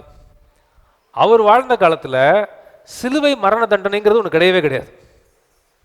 அப்படி ஒரு குறிப்பிட்ட தண்டனை ஒரு அரசாங்கத்தினாலையும் ஒரு மனுஷனாலையும் வழங்கப்பட்டதே கிடையாது. கிறிஸ்து பிறக்கிறதுக்கு 400 வருஷத்துக்கு முன்னாடி வந்தது தான் சிலுவை மரணமாகிய அந்த மரண தண்டனை. தாவீதுக்கு சிலுவைனா என்னன்னு தெரியாது. ஏன் காலில் ஆணி அடிப்பாங்கன்னு கேட்டால் தெரியாது, ஏன் கையில் ஆணி அடிப்பாங்கன்னு கேட்டால் தெரியாது. இருந்தாலும் சிலுவை மரத்தில் எப்படி அடிக்கப்படுவார், எப்படி அவர் ரத்தம் சிந்துவார், எப்படி அவர் கைகள் ஆணிகள் அடிப்பாங்க, எப்படி கால்கள் ஆணி அடிப்பாங்க, எப்படி அவர் வஸ்திரத்தை பங்கு போட்டு பிரிச்சுக்குவாங்கங்கிற வரைக்கும் அக்யூரேட்டாக எழுதியிருப்பார். இந்த பைபிள், இந்த ஆண்டவருடைய வார்த்தை 100க்கு 100 உண்மைங்கிறதுக்கு இது ஒரு மிகப்பெரிய சான்று, இல்லாட்டி ப்ரூஃப். ஒருவேளை நீங்கள் இந்த பைபிளை பற்றி உங்களுக்கு பெருசாக ஒரு நாட்டம் இல்லாமல் இருந்திருந்தா, உங்களுக்கு நான் சொல்வேன், பைபிள் நம்ம கைகளில் இருக்கிறதுக்கு ஏதோ பெரிய புண்ணியம் பண்ணியிருக்கணும். நம்ம மொழியில் சொல்லணும்னா அப்படி சொல்லணும். கோடிக்கணக்கான ஜனங்களுக்கு இல்லாத ஒரு பாக்கியமும் ஒரு வாய்ப்பும் ஆண்டவர் நம்மளுக்கு என்ன பண்ணியிருக்காரு, கொடுத்துருக்காரு. இதை மறக்கவே கூடாது. இந்த பைபிள் 100க்கு 100 உண்மை என்பதுக்கு மிகப்பெரிய சான்று. அப்போ இந்த கழுதை வாயை திறக்காம ஒன்று சொன்னிச்சு, ஒரு சாட்சி கொடுத்துச்சு. என்னன்னா, 300 வருஷம் முன்னாடி தீர்க்கதரிசி சொன்னது நிறைவேறிச்சு, சத்தியம் நிறைவேறிச்சு அப்படின்ற ஒரு சான்றை, இந்த சத்தியத்தை சுவிசேஷமாக வாயை திறக்காம அந்த கழுதை சொல்லிருச்சு. ஒரு சீஃப் மினிஸ்டர் வராரு, ஒரு முதலமைச்சர் ஒரு நாட்டு ஒரு ஃபங்க்ஷனுக்கு வராருன்னு வச்சுக்கோமே, என்னென்ன பண்ணுவாங்கன்னு தெரியுமா? கோர் செல் அப்படின்னு சொல்கிறாங்க. அதில் 250 போலீஸ் பர்சனல் இருக்காங்க, போலீஸ்காரங்க இருக்காங்க. 250 பேர், 1 இல்லை 2 இல்லை, 250 பேர். இவங்களுக்கு ஒரே ஒரு வேலை தான், சிஎம் ஒரு முதலமைச்சரை அவருடைய பாதுகாப்பை உறுதி செய்கிறது. அனைவருக்கு தெரியாத விஷயம் என்னென்னா, ஒரு ஃபங்க்ஷனுக்கோ எங்கேயோ ஒரு இடத்துக்கு முதலமைச்சர் போகிறாருன்னா சிஎம் புரோட்டோகால்னு ஒன்று சொல்லுவாங்க. அந்த சிஎம் செல்லோட கண்ட்ரோலுக்கு வந்துடும். சிஎம் அங்கேருந்து இங்கே வராருன்னு வச்சிங்களேன், ஒரு இடத்துல இருந்து இன்னொரு இடத்துக்கு வராரு அப்படின்னா அது பக்கத்தில் யாரும் நடக்க விட மாட்டாங்க, ஃபோட்டோ எடுக்கிறதுக்கு அனுமதிக்க மாட்டாங்க. உங்களோட ஃபோட்டோகிராஃபர் ஒருத்தர் இருந்தார்னா அவருடைய ஆதார் கார்டை வாங்கி போலீஸ் ஸ்டேஷனில் கொடுக்கணும், இவர் தான் வந்தாருங்கிறதுக்கு ஒரு ரெக்கார்டுக்கு. பொக்கே போய் கொடுக்கக்கூடாதான். பொக்கேனா அந்த பூங்கொத்து இருக்கு இல்லையா, அதில் ஏதாவது உள்ளே ஏதாவது வச்சுட்டாங்கன்னா ஷாலில் வேணால் போடுங்க, இந்த பூங்கொத்தெல்லாம் கொண்டு போகக்கூடாது. அவர் அங்கேருந்து வரும்போது நடந்து போகக்கூடாது பக்கத்தில் யாரும். அவர் ஒரு கூட்டத்துக்கு வராரு அப்படின்னா அந்த உள்ளே வர்றவங்க எல்லாரையும் இந்த மெட்டல் டிடெக்டர்னு சொல்கிறாங்க இல்லையா, அது உள்ளே நடந்து வந்தோம்னா ஏதாவது ஆயுதம்லாம் வச்சுருக்காங்களான்னு பார்க்குறாங்க இல்லையா, அதுக்குள்ளே வச்சு விட்றாங்க. அவர் நிற்கிறது, அங்கே நிற்கணும்னா நம்ம அனுமதி வாங்கணும், உட்காரணுன்னா அனுமதி வாங்கணும். இதெல்லாம் ஒரு வாரத்துக்கு முன்னாடியே ஒரு நிமிஷம் வீட்டிலேருந்து 8 மணிக்கு கிளம்புறாரு, 8:10க்கு இந்த இடத்துக்கு வருவார், 8:15க்கு இந்த இடத்துக்கு வருவார், 8:25க்கு இந்த இடத்துக்கு வருவார், 9 மணிக்கு பேசுவார், 9:15க்கு முடிப்பார். ஒவ்வொரு நிமிஷமும் அவர் என்னென்ன பண்ணுவாங்கிறத இந்த 250 பேர் கொண்ட இந்த டீம் வந்து ஹேண்டில் பண்ணுவாங்க. ஒருவேளை ஒரு சாதாரண, நம்மளுக்கு பெரிய ஆள் தான், நம்மளை பொறுத்தளவுக்கு ஒரு நாட்டுக்கு அதிபதி மாதிரி. ஆனால் ஆண்டவரை கம்பேர் பண்ணும்போது ஒரு சாதாரண ஒரு மனுஷன் ஒரு முதலமைச்சரை வர்றதுக்கு இவ்வளோ ப்ரிப்பரேஷன் பண்ணுன்னா அந்த அரசாங்கம், வானத்தையும் பூமியும் உண்டாக்கின தேவன் மனுஷனாக வரணும்னா ஆயிரக்கணக்கான வருஷத்துக்கு முன்னாடியே பரலோகத்தினுடைய அரசாங்கம் செஞ்சு முடிச்சிருச்சு. அவர் எங்கே பிறக்கணும், எங்கே வளரணும், இந்த ஊரில் இருக்கணும், 30 நாள் இந்த இடத்துல அவர் நிற்கணும், சிலுவையில் நிற்கும் போது 7 வசனம் பேசணும். அவர் அதை தவிர வேறு எதுவும் பேச மாட்டார். ஒவ்வொரு வார்த்தையும் ஆயிரக்கணக்கான வருஷங்களுக்கு முன்னாடி தீர்க்கதரிசிகளால் எழுதி ஆண்டவர் முன்னாடியே வச்சிட்டார். 1-2 இல்லை, 300க்கும் மேற்பட்ட தீர்க்க தரிசனம். இயேசு கிறிஸ்து உண்மைங்கிறதுக்கு இது மிகப்பெரிய சான்று. இப்படி இந்த உலகத்தில் ஒருத்தருக்கும் எழுதப்பட்டது கிடையாது. இயேசு கடவுளுங்கிறதுக்கு இது மிகப்பெரிய சான்று. சகரியா 9:9 வாசிக்க ஏற்பமா? சீயோன் குமாரத்தியே மிகவும் களிகூறு, எருசலேம் குமாரத்தியே கெம்பீரி, இதோ உன் ராஜா உன்னிடத்தில் வருகிறார். அவர் நீதியுள்ளவரும் ரட்சிக்கிறவரும் தாழ்மையுள்ளவரும் கழுதையின் மேலும் கழுதை குட்டியாகிய மரியின் மேலும் ஏறி வருகிறவருமாய் இருக்கிறார். இதில் பூமியில் இருக்க ராஜாக்கும் இந்த வின் ராஜாக்கும் என்ன வித்தியாசம் அப்படின்னு கேட்டிங்கன்னா, ஒரு பெரிய ராஜா எதில் ஏறி வருவார்? குதிரையில் போவாங்க. அதுவும் என்ன குதிரையில் போவாங்க? வெள்ளை குதிரை. மீதி எல்லாம் வேற மாதிரி இருக்கும். ராஜா போகிற குதிரை மட்டும் எப்படி இருக்கும்? வித்தியாசமாக பெருசாக இருக்கும். அவர் பாருங்க, இந்த வசனம் சொல்லுது, ரட்சிக்கிறவரும் தாழ்மையுள்ளவரும் கழுதையின் மேலும் அதன் குட்டியாகிய மரியின் மேலும் ஏறி வருகிறவருமா இருக்கிறார். இப்போ இந்த மண்ணில் இருக்க ராஜா என்ன பண்ணுறாங்க? இந்த உலகத்தில் அவங்களுடைய பொசிஷனை காமிக்கிறதுக்கு, தங்களுடைய உயர்வை காண்பிக்கிறதுக்கு குதிரையும், இல்லாட்டி நம்ம தமிழ்நாட்டில் இருக்க ராஜாக்களை பற்றி நம்ம வாசிச்சிருக்கோம். இவங்க இதில் இருந்தாங்க யானை மேலே ஒரு இதை வச்சு யானை மேலே நடந்து போனாங்க அப்படின்லாம் நம்ம வாசிக்கிறோம். ஆனால் இவர் மனுஷனாக வரும்போது அவர் எப்படி வாழணுங்கிறதுக்கு சொல்லிக் கொடுக்கறதுக்காக ஒன்று பண்ணுறாரு. குதிரையெல்லாம் எனக்கு வேணாம், எனக்கு என்ன போதும்? கழுதை போதும் அப்படின்ட்டு இந்த வின் ராஜாவாகிய தேவன் தன்னை தாழ்த்தி கழுதையின் மேல் ஏறி வராரு. ஆனால் இதே தேவன் நீங்கள் வெளிப்படுத்த விசேஷத்தில் வாசிச்சு பாருங்க, அங்கே என்ன கழுதை மேலே வராருன்னு போட்டிருக்கு, வெள்ளை குதிரை மேலே சிங்கம் மாதிரி வராருன்னு போட்டிருக்கு. ஆனால் அவர் மனுஷனாக வாழும்போது எப்படி வந்தாரா? கழுதை மேலே, ஒரு சாதாரண கழுதை மேலே ஏறி தாழ்மையின் ரூபமாக தன்னையை வெளிப்படுத்தினார் அப்படிங்கிறத நம்ம பார்க்குறோம். சரி, அடுத்தது இந்த கழுதையை திரும்ப வாசி கேட்போம். மத்தேயு 21:2. இப்போ இந்த கழுதையை ஆண்டவர் கூட்டிகிட்டு வர்றதுக்கு முன்னாடி ஒரு 4 விஷயம் சொல்கிறாரு. அது 4 விஷயம் சொன்னதுக்கு என்ன ஆவிக்குரிய அர்த்தங்கள் அப்படிங்கிறத பார்த்து நீங்கள் முடிப்போம். உங்களுக்கு எதிரே இருக்கிற கிராமத்துக்கு போங்க. ஃபர்ஸ்ட் சொல்றாரு, உங்களுக்கு எதிரே இருக்கிற கிராமத்துக்கு போங்கள். இதை நோட் பண்ணிக்கங்க. போன உடனே அங்கே ஒரு கழுதையையும் அதனோட ஒரு குட்டியையும் கட்டி இருக்க காண்பீர்கள். கழுதையும் குட்டியும் ஃபர்ஸ்ட் காண்பீங்க, இது 2வது பாயிண்ட். அதுக்கப்புறம் 3வது பாயிண்ட், இந்த கழுதை எப்படி இருக்கும்?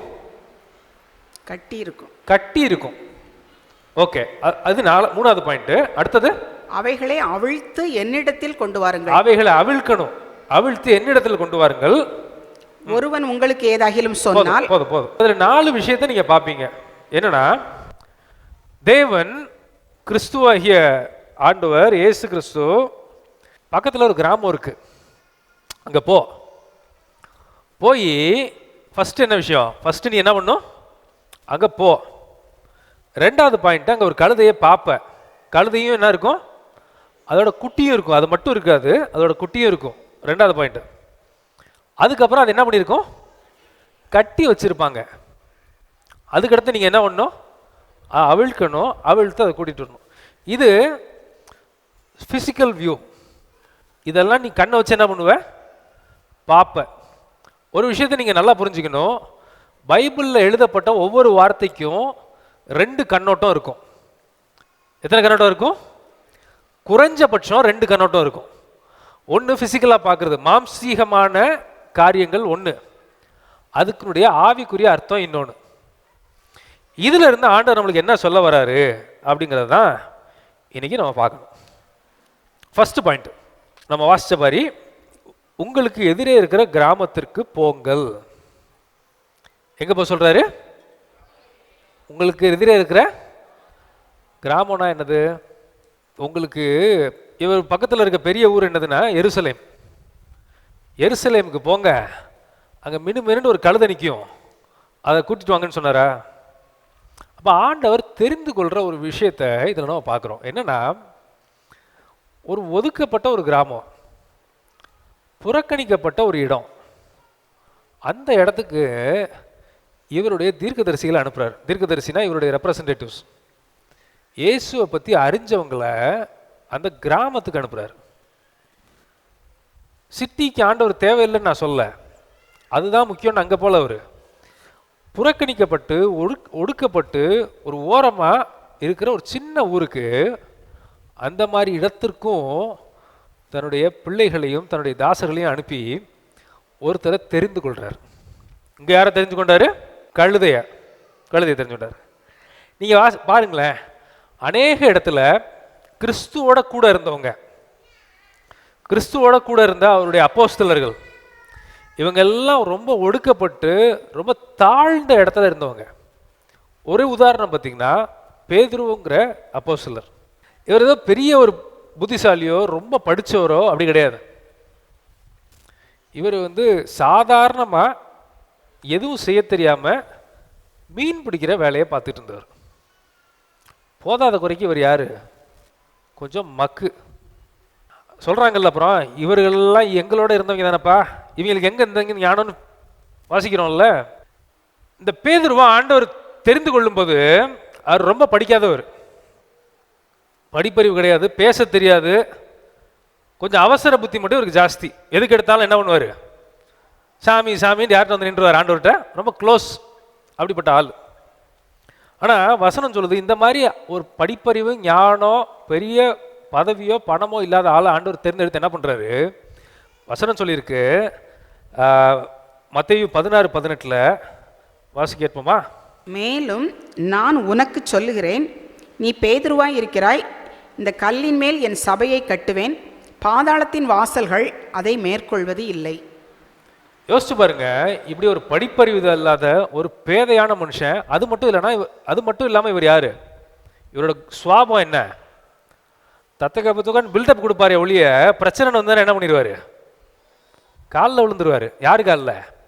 வேலைக்காரியை பார்த்து பயந்து காலில் விழுந்துட்டாரு. அவ்வளோ பயந்த ஆளு மனுஷன். எப்போ ஆண்டவர் தெரிஞ்சு, ஆண்டவர் 3.5 வருஷம் ஆண்டவரோட கூட இருந்த பிறகு சொல்கிறேன். ஆனால் அந்த மனுஷனுக்கு ஒரு வாக்குத்தத்தத்தை கொடுத்தாரு. பாரு, நீ இன்னைக்கு பயந்துட்டு உட்கார்ந்துட்டு இருக்கிற, என் பேரை வேலைக்காரி கேட்டாலே உனக்கு பயந்து கை காலெலாம் என்ன பண்ணுது? நடுங்குது. ஆனால் நாள் வரும், நீ என்ன செய்வ? உன் மேலே என்னுடைய சர்ச்சையை கட்டுவேன், என் சபையை கட்டுவேன். எதோட திறவுகளை கொடுப்பேன்னாரு? பரலோகத்தில் திறவுகளை உனக்கு கொடுப்பேன். இங்கே ஒரு விஷயத்தை நீ மூடினா அது மூடும், இங்கே ஒரு விஷயத்தை திறந்தியா இங்கே மட்டும் திறக்காது. எங்கே திறக்கும்? பரலோகத்திலே திறக்கும் அப்படின்னாங்க. அவருடைய வாழ்க்கை மொத்தமாக மாறிடுச்சு. சரித்திரம் சொல்லுது, அவர் ஒரு மிகப்பெரிய பிஷப்பாக இருந்தார். அவருக்கு கீழே ஆயிரக்கணக்கான சபைகள் கூட இருந்திருக்கக்கூடும். ஆயிரக்கணக்கான ஜனங்கள் விசுவாசிகள் அவருக்கு இன்சார்ஜாக இருந்தாங்க, அவர் இன்சார்ஜாக இருந்தார் அப்படின்ட்டு சரித்திரம் சொல்லுது. ஒரு இடத்துல சபைக்குள்ளே போகிறாங்க, ஒருத்தன் நடக்க முடியாத உட்கார்ந்துருக்கான். யார் யார் போகிறாங்க? பேதுருவும் யோவானும் போகிறாங்க. பிறவிலே சப்பானியா ஒரு மனுஷன் இருக்கான். என்ன சொல்கிறாரு அவனை பார்த்து? ஏய் எந்திரிச்சு நடா நடா இயேசுவின் நாமத்தினால. அவ்வளோதான், நடந்துட்டான். இயற்கைக்கும் மேற்பட்ட மிகப்பெரிய அற்புதங்கள் யார் மூலமாக ஆண்டவர் பண்ணாரு? பேதுரு மூலமாக பண்ணார். மனுஷன் வரலாற்றில் இயேசு கிறிஸ்துவுக்கு மேலே அற்புதங்கள்லாம் யார் பண்ணா? இயேசு கிறிஸ்துவனுடைய நிழலை பார்த்து சோமானவங்கன்னு யாராவது எழுதியிருக்கா? வஸ்திரத்தை தொட்டு தான் சோமானாங்க. ஆனால் இவர்கள் மூலமாக நிழல் மேலேயாவது எங்கள் மேலே படட்டும், அது மூலமாக நாங்கள் சுகமாயிருவோண்டு நூற்றுக்கணக்கான பேர் சுகமானதை நம்ம பைபிளில் வாசிக்கிறோம்.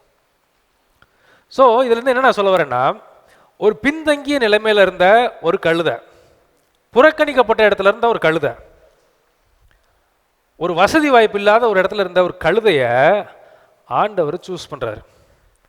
அதே மாதிரி தான் கழுதையை எதுக்கு சொல்லுவாங்கன்னா, ஏன்டா அப்படி மக்கு கழுதையாக இருக்கிற அப்படின்னு சொல்லுவாங்கல்ல, கேட்டிருக்கீங்களா? அந்த மாதிரி மக்கா இருந்த ஒரு புத்தியில் கம்மியாக இருந்த மனுஷன், வசதியில் கம்மியாக இருந்த மனுஷங்க, சமூகத்தால் ஒடுக்கப்பட்டு புறக்கணிக்கப்பட்ட மனுஷங்க, இவங்கள் மேலேயும் ஆண்டவர் கண்ணோட்டமாக இருக்கிறாருங்கிறதுக்கு ஒரு சான்று தான் ஆண்டவர் இந்த கழுதையை தெரிந்தெடுத்த விதம் நம்மளுக்கு சொல்லிக் கொடுக்குது. இப்போ அடுத்த வசனம், அடுத்த இதில் இருக்கிற ஒரு ஆவிக்குரிய கண்ணோட்டம் என்ன அப்படின்னா, அங்கே ஒரு கழுதையும் அதனுடைய குட்டியையும் கட்டி இருக்க காண்பீர்கள். இது எப்படியாப்பட்டிருக்கு? என்ன பண்ணிருக்கா? கட்டப்பட்டிருக்கு. இந்த கழுதையை பொறுத்தளவுக்கு இந்த கழுதை யாருமே ஏறி போகாத கழுதை, அது நம்மளுக்கு தெரியும். ஆனால் இதுக்கு முன்னாடி இது மேலே பொதி ஏற்றுனாங்களா என்னங்கிறத பற்றி நம்மளுக்கு தெரியல. கழுதுங்கிறது செல்ல பிராணி கிடையாது. இந்த கழுதுங்கிறது என்னன்னா, இந்த நாய் மாதிரி செல்ல பிராணி கிடையாது. கழுதை என்னன்னா, அதுக்கு பேரே என்ன மிருகம்னா அடிமைத்தன மிருகம். அதுக்கு மேலே என்ன ஏற்றிட்டு போவோம்? உப்பு மூட்டை ஏற்றிட்டு போவாங்க. இந்த மாதிரி இந்த துணி வெளுக்கிறவங்க அதுக்கு மேலே பொதி ஏற்றிட்டு போவாங்க. பொருளை ஏற்றிட்டு போகிறதுக்கான ஒரு மிருகம் தானே ஒழிய, அது ஒரு குதிரை மாதிரி ஒரு ராஜா மாதிரி இருக்க மாதிரி மிருகமோ, ஒரு ஒரு ஒரு என்ன சொல்கிறது, வீட்டில் வளர்க்குற அந்த நாய் மாதிரி செல்ல பிராணியோ அது கிடையாது. இப்போ இது என்ன பண்ணப்பட்டிருக்குன்னா, கட்டப்பட்டிருக்கு. எதை கட்டினாங்க? சங்கிலியில் கட்டினாங்களா? அதுக்குள்ளெல்லாம் போகாதீங்க. அது என்ன நிலைமையில் இருக்குன்னா, கட்டப்பட்ட நிலைமையில் இருக்கு. ஆண்டவர் ஃபஸ்ட்டு போய் ஒரு மனுஷனை தொடும்போது அவர் என்ன பண்ணுறாரு அப்படின்னா, அவனை கட்டி வச்சிருக்க கட்டுகளை அவிழ்க்கிறார். ஒரு புறக்கணிக்கப்பட்ட ஒரு மனுஷனாக இருந்தாலும் அவனை தேடி மனுஷனை பார்க்கறதுக்காண்டி போகிறாரு. இல்லாட்டி அவருடைய ஊழியக்காரங்களை அனுப்பிச்சு நீங்கள் போய் பேசுங்கன்னு சொல்கிறாரு. அதுக்கு அடுத்தது அவருடைய கட்டுகள் என்ன பண்ணுறாரு? அவிழ்க்கிறார். ஆண்டவர் ஒரு மனுஷனை சந்திக்கும் போது, புறக்கணிக்கப்பட்டு ஒடுக்கப்பட்ட ஜனங்களை சந்திக்கும் போது ஃபஸ்ட்டு அவர் சொல்லி அனுப்பிச்சது, அந்த கட்டுகள் எல்லாத்தையும் அவிழுங்க. கட்டப்பட்ட நிலைமையில ஒருவேளை நீங்கள் இருக்கீங்களா? ஒருவேளை நோய் வேணும், ஒருவேளை வீட்டில் கடன் பிரச்சனை, ஒருவேளை வீட்டில் எங்களுக்கு செய்வின பிரச்சனை, ஒருவேளை எங்களுக்கு வீட்டில் பிசாஸ் பிரச்சனை இருக்குது, வீட்டில் வெளியில் தலை காட்ட முடியல.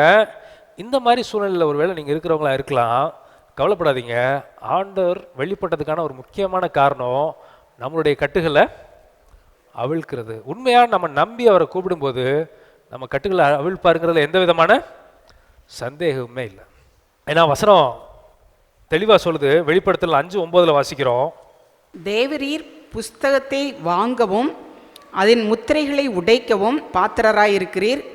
ஏனெனில் நீர் அடிக்கப்பட்டு சகல கோத்திரங்களிலும் பாஷைக்காரரிலும் ஜனங்களிலும் ஜாதிகளிலும் இருந்து எங்களை தேவனுக்கென்று உம்முடைய இரத்தத்தினாலே மீட்டு கொண்டு எங்கள் தேவனுக்கு முன்பாக எங்களை ராஜாக்களும் ஆசாரியர்களும் ஆக்கினீர். நாங்கள் பூமியிலே அரசாளுவோம் என்று புதிய பாட்டை பாடினார்கள். புதிய பாட்டை பாடுறாங்களா? எப்படி இருக்குன்னு யோசிச்சு பாருங்க. இவங்கெல்லாம் போய் பாடுறாங்க. இவருங்கெல்லாம் யாருன்னா, ஆண்டருக்கு முன்னாடி அவருடைய சிங்காசனத்துக்கு முன்னதாக நிற்கிற பரிசுத்தவான்கள். இவங்க ஒரு புது பாட்டு பாடுறாங்க. அந்த புது பாட்டு இவங்களுக்கு மட்டும்தான் தெரியும், வேற யாருக்கும் தெரியாது. அது வரைக்கும் அந்த பாட்டை அவங்க என்னவே பண்ணதில்லை. அதனால தான் அது புது பாட்டுன்னு சொல்லியிருக்கு. பாட்டு பாடினாங்கன்னு போடல. பைபிளில் இருக்க ஒவ்வொரு வார்த்தைக்கும் அர்த்தம் உண்டு. அது வரைக்கும் அவங்க ஒரு பாட்டு பாடினதே இல்லை. அப்படி ஒரு பாட்டை கேள்விப்பட்டதும் இல்லை. அந்த பாட்டை அவங்க பாடுறாங்க. எப்படி அவங்களுக்கு தெரிஞ்சிச்சு நம்மளுக்கு தெரியாது. அதான் அதனுடைய ரகசியம். புது பாட்டை பாடுறாங்க. அது வரைக்கும் மனுஷங்க கேள்விப்படாத பாட்டா இல்லாட்டி இவங்க கேள்விப்படாத பாட்டாங்கிறது நம்மளுக்கு தெரியல. ஆனால் ஒரு புது பாட்டு பாடுறாங்க. அதுக்கு முன்னாடி அவங்க சொல்றாங்க, ஏனெனில் நீர் அடிக்கப்பட்டு சகல கோத்திரங்களிலும் பாஷைக்காரர்களும் ஜனங்களிலும் ஜாதியிலும் இருந்து எங்களை தேவனுக்கென்று உம்முடைய இரத்தத்தினாலே மீட்டு கொண்டு.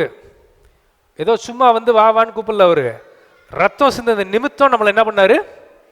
மீட்டு கொண்டார். இதுதான் தெரிந்து கொள்ளுதலின் அனுபவம், கட்டவிழ்க்கப்படுறதின் அனுபவம். அடுத்தது என்னது? தெரிந்து கொள்ளுதலின் அனுபவம். இவங்க எல்லாம் ஒரு காலத்தில் கட்டுகளில் இருந்தவங்க. ஒரு நாள் ஆண்டவர் இவங்களை சந்திச்சாரு. கிறிஸ்துங்கிற வெளிச்சம் அவங்களை சந்திச்சுது. கிறிஸ்துங்கிற வார்த்தை அவங்களை சந்திச்சுது. கிறிஸ்துவினால அவங்க பாவத்தில் இருந்தும் சாபத்தில் இருந்தும் பிசாசின் பிரச்சனைகள் இருந்தும் அவங்க வீட்டில் இருக்க போராட்டங்கள்ல இருந்தும் அவங்க குடும்பத்தில் இருக்க பிரச்சனைகள் இருந்தும் வாழ்வா சாவாங்கிற நெருக்கடியில் இருந்தும் இந்த கழுதையை கட்டவிழ்க்கப்பட்ட மாதிரி கட்டவிழ்க்கப்பட்ட தேவனால் தெரிந்து கொள்ளப்பட்ட ஜனங்கள். அவங்க தான் புது பாட்டு பாடினாங்க. அதுவும் சாதாரணமாக கட்டவிழ்க்கப்பட்டவங்க இல்லை, கிறிஸ்து சிந்தின ரத்தத்தினாலே கட்டவிழ்க்கப்பட்ட ஜனங்கள். இதுதான் தெரிந்து கொள்ளுதலின் அனுபவம். இதுதான் இந்த கழுதையினுடைய வரலாறு நம்மளுக்கு சுட்டி காண்பிக்குது. சரி, அடுத்த 3வது பாயிண்ட். இயேசு தெரிந்தெடுக்கும் போது யார் யாரை தெரிஞ்சுக்கிட்டாருன்னு நீங்கள் இதில் பார்க்கலாம். எப்படி தெரிஞ்சுக்கிறாருன்னா கழுதையையும் குட்டியையும். இப்போ இதில் ஒரு விஷயம் புரிஞ்சுக்கணும். வசனம் சொல்லுது அப்போஸ்தலர் 16:31 கர்த்தராகிய இயேசு கிறிஸ்துவை விசுவாசி, அப்பொழுது நீயும் உன் வீட்டாரும் ரட்சிக்கப்படுவீர்கள். நீ மட்டும் ரட்சிக்கப்பட மாட்ட, நீ ஆண்டவரை விசுவாசிச்சா நீ மட்டும் காப்பாற்றப்பட மாட்ட. நீ ஆண்டவரை விசுவாசிச்சா பிசாசு பிரச்சனை உன்னைய மட்டும் விட்டு போகாது. நீ ஆண்டவரை விசுவாசிச்சா உனக்கு மட்டும் ஆசீர்வாதம் இல்லை, நீ ஆண்டவரை விசுவாசிச்சா உன்னுடைய சந்ததியே ஆசீர்வதிக்கப்படும், விடுவிக்கப்படும் அப்படின்னு ஆண்டவர் சொல்றார். அல்லேலூயா. கர்த்தராகிய இயேசுவை விசுவாசித்தி நீனும். நோவாண்டு ஒரு மனுஷன் இருக்கான். இவர் யாரு அப்படின்னா வசனம் சொல்லுது ஆதியாகமம் 6:9 நோவா தேவனுடைய சஞ்சரித்து கொண்டிருந்தான். இதான் சஞ்சரிக்கும் அனுபவம். சந்தரிச்சதுனால என்ன அந்த வம்சத்துக்கு ஆசீர்வாதம் வந்துச்சு அப்படின்னா, நோவாவின் நிமித்தம் அவன் ஒய்ஃபு, அவனோட வீட்டுக்காரம்மா, பசங்க 3 பேர், 3 பேருடைய மனைவி வரைக்கும் கிருபை கிடைச்சிச்சு. இப்போ நீங்கள் ஆண்டவருக்கு உண்மையாக இருந்தீங்கன்னா, கழுதையை தெரிஞ்சுக்கொள்ளும் போது ஆண்டவர் என்ன பண்ணுறாரு, குட்டியும் தெரிஞ்சுக்கிறாரு. ஒருவேளை நீங்கள் ஆண்டவருக்கு உண்மையாக இருந்தீங்கன்னா, ஆண்டவரை விரும்பி சேவிச்சிங்கன்னா, உங்கள் நிமித்தம் உங்களுடைய பிள்ளையோட மனைவி இல்லாட்டி கணவன், அவருடைய பிள்ளைங்க, இது எல்லாத்துக்கும் ஆசீர்வாதம் வரும். ஸோ ஆண்டவர் ஒரு குடும்பத்தை தேர்ந்தெடுக்கும் போது ஒருத்தரை மட்டும் தேர்ந்தெடுக்கிறது இல்லை, அவங்களோட சேர்ந்த அவங்களுடைய பிள்ளைகள், அவருடைய மனைவி, கணவன், அவங்க பெற்றோர் எல்லாத்தையும் சேர்ந்து குடும்பமாக தேர்ந்தெடுப்பார். அதுக்கு அடுத்தது 4வது பாயிண்ட். இப்போ இந்த அப்போஸ்தலர் போய் கழுதையை பிடிச்சிட்டு வந்து அதுக்கு மேலே வஸ்திரத்தை போட்டு கழுதையை ஏற்றுனாங்க. இதில் ஒரு கேரக்டர் நம்மளுக்கு புரியணும். இதுகிட்ட என்ன இருந்துச்சு, இந்த கழுதைகிட்ட என்ன இருந்துச்சுன்னா கீழ்ப்படிதல் இருந்துச்சு. கூப்பிடும்போது என்ன பண்ணிருச்சு, வந்துருச்சு. ஏற்றும் போது என்ன பண்ணிடுச்சு, ஏற்றிக்கிடுச்சு. சொல்றதுக்கு கீழ்ப்படுகிறத கழுத. சிம்பிள். ஒருவேளை ஆண்டவருடைய வார்த்தை கீழ்ப்படுதல் உள்ள இருதயம் நம்மளுக்கு இருந்ததுன்னா, அதுக்கு அடுத்த ஒரு சம்பவம் நடந்துச்சு. என்ன நடந்துச்சுன்னு பாருங்களேன். 8வது வசனம். திரளான ஜனங்கள் தங்கள் வஸ்திரங்களை வழியிலே விரித்தார்கள், வேறு சிலர் மரக்கிளைகளை தரித்து வழியிலே பரப்பினார்கள். இதில் ஒரு ரகசியம், ரொம்ப ஒரு நல்ல பாயிண்ட் எனக்கு ஆண்டவர் உணர்த்தினார். இந்த கழுதை ஒரு ஓரமாக கிராமத்தில் இருந்த கழுதை. அந்த கழுதையை வளர்த்த பேர் குப்பன்னு வச்சுக்குவோம். இவ்வளோ நாள் என்ன சொல்லிட்டு இருப்பாங்க, அந்த வெளில நிற்கிது பாரு குப்பனோட கழுதை, பாரு நம்ம செடியை தான் கடிச்சு வச்சிருச்சு பாரு குப்பனோட கழுதை அப்படின்ட்டு. இந்த கழுதை யாரால் அழைக்கப்பட்டுச்சுன்னா, அந்த கழுதை ஓனருடைய பேரை சொல்லி அழைக்கப்பட்டுச்சு. கரெக்டுங்களா?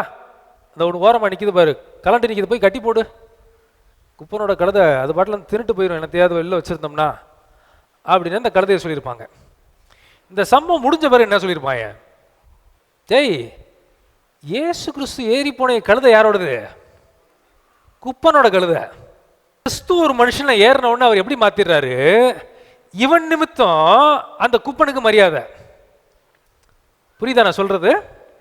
இவ்வளவு நாள் என்ன சொல்லிட்டு இருந்தாங்க, குப்பனோட கழுதை குப்பனோட கழுதைன்னு குப்பனை வச்சு இந்த கழுதைக்கு பேர் வந்துட்டு இருந்தது, இல்லாட்டி அழைக்கப்பட்டுச்சு. இப்ப இந்த குப்பனை இந்த கழுதையை வச்சு குப்பன் அழைக்கப்படுறான். எவ்வளவு பெரிய மாறுதல் பாருங்க. ஒருவேளை நீங்க நிறைய பேர்ல உங்கள்கிட்ட நிறைய பேர் புறக்கணிக்கப்பட்டவர்களா இருப்பீங்க, ஒதுக்கப்பட்டவர்களா இருப்பீங்க. நீங்க ராசி இல்லாதவங்கன்னு உங்க வீட்டில் இருக்கவங்க ஒதுக்கி வச்சிருப்பாங்க. கிறிஸ்து ஏறின பிறகு என்ன மாறுனுச்சுன்னா, உன் பேரை வச்சு உன் குடும்பத்தினர் அழைப்பாங்க. அல்லேலூயா. அப்ப ஆசீர்வாதம் யார் நிமித்தம் மாறிடுச்சுன்னா, குப்பன் நிமித்தம் கழுதைக்கு ஆசீர்வாதம் இப்ப இல்ல, கழுதை நிமித்தம் அடுத்தது வாடகை கேட்டிருப்பான்ல, ஏய் எனக்கு இந்த கழுதை தான் வேணும், ஏன் இயேசு கிறிஸ்து ஏறி போன கழுதை, இவன் அதுக்கு சும்மா கூட ஒருத்தன் கூப்பிட்டுருக்க மாட்டான். இப்போ என்ன சொல்லுவான், இவன் என்ன சொல்லியிருப்பான், ஏய் என் கழுதை சும்மாலாம் வாடகைக்கு வராது, 1000 ரூபா கொடுத்தவன் என் வாடகை கழுதை அனுப்புவேன்.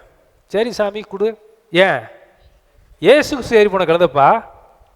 ஊரில் இருக்காங்க என்ன பண்ணா, சால்வை எடுத்து விரிச்சிட்டாங்க. ட்ரெஸ்ஸு மேலாட அங்கி போட்டிருப்பான் இல்லையா, அதில் எடுத்து விரிச்சிட்டான். கழுதை எப்படி போயிருக்கும்? பாடுறா விரிக்கிறாங்க. இலையெல்லாம் வெட்டி விரிச்சாங்க. வெயிலில் நடந்துச்சுன்னா என்ன பண்ணிடும்? காலு சுற்றக்கூடாது கழுதைக்கு. எல்லாம் எப்போ நடந்துச்சுன்னா கிறிஸ்துவை ஏற்றுக்கொண்ட பொழுது. கிறிஸ்துவை சுமக்க அவருக்கு வார்த்தைக்கு கீழ்ப்படிய ஆரம்பித்த பிறகு கழுதைக்கே இவ்வளோ ஆசீர்வாதம் வரக்கூடுமானால் ஆண்டவருடைய சாயலில் படைக்கப்பட்ட உனக்கும் எனக்கும் எவ்வளோ வர முடியும்? இம்மையிலும் சரி மறுமையிலும் சரி உனக்கும் எனக்கும் ஆண்டவர் ஆசீர்வாதத்தை கொடுக்க முடியும். ஒரு ஊழியக்காரர் சொன்னார், அவர் ஜெபம் பண்ணாராம். கோடிக்கணக்கான ஃபாலோவர்ஸ் இருக்கிற ஒரு ஆள் கிறிஸ்து தான் வழின்னு கண்டுகொண்டு இயேசுவை பற்றி அறிக்கையிட்டா எத்தனை ஜனங்கள் ரட்சிக்கப்படுவாங்க சாமி அப்படின்னு சொன்னாராம். அவர் ஜெபம் பண்ணிகிட்டே இருக்கும்போது ஆண்டவர் சொன்னாராம், நீ என்ன சொல்கிற என்கிட்ட? அவர் ஆண்டவர் சொன்னாராம், என்ன சொல்கிற நீ? இவன் மகிமை நிமித்தம் எனக்கு மகிமை வரணுமா? ஏன் நிமித்தம் தான் கழுதைக்கு மகிமை வரணும். கழுதை நிமித்தம் எனக்கு மகிமை வரணும்னு அவசியமே கிடையாதுன்னாராம்.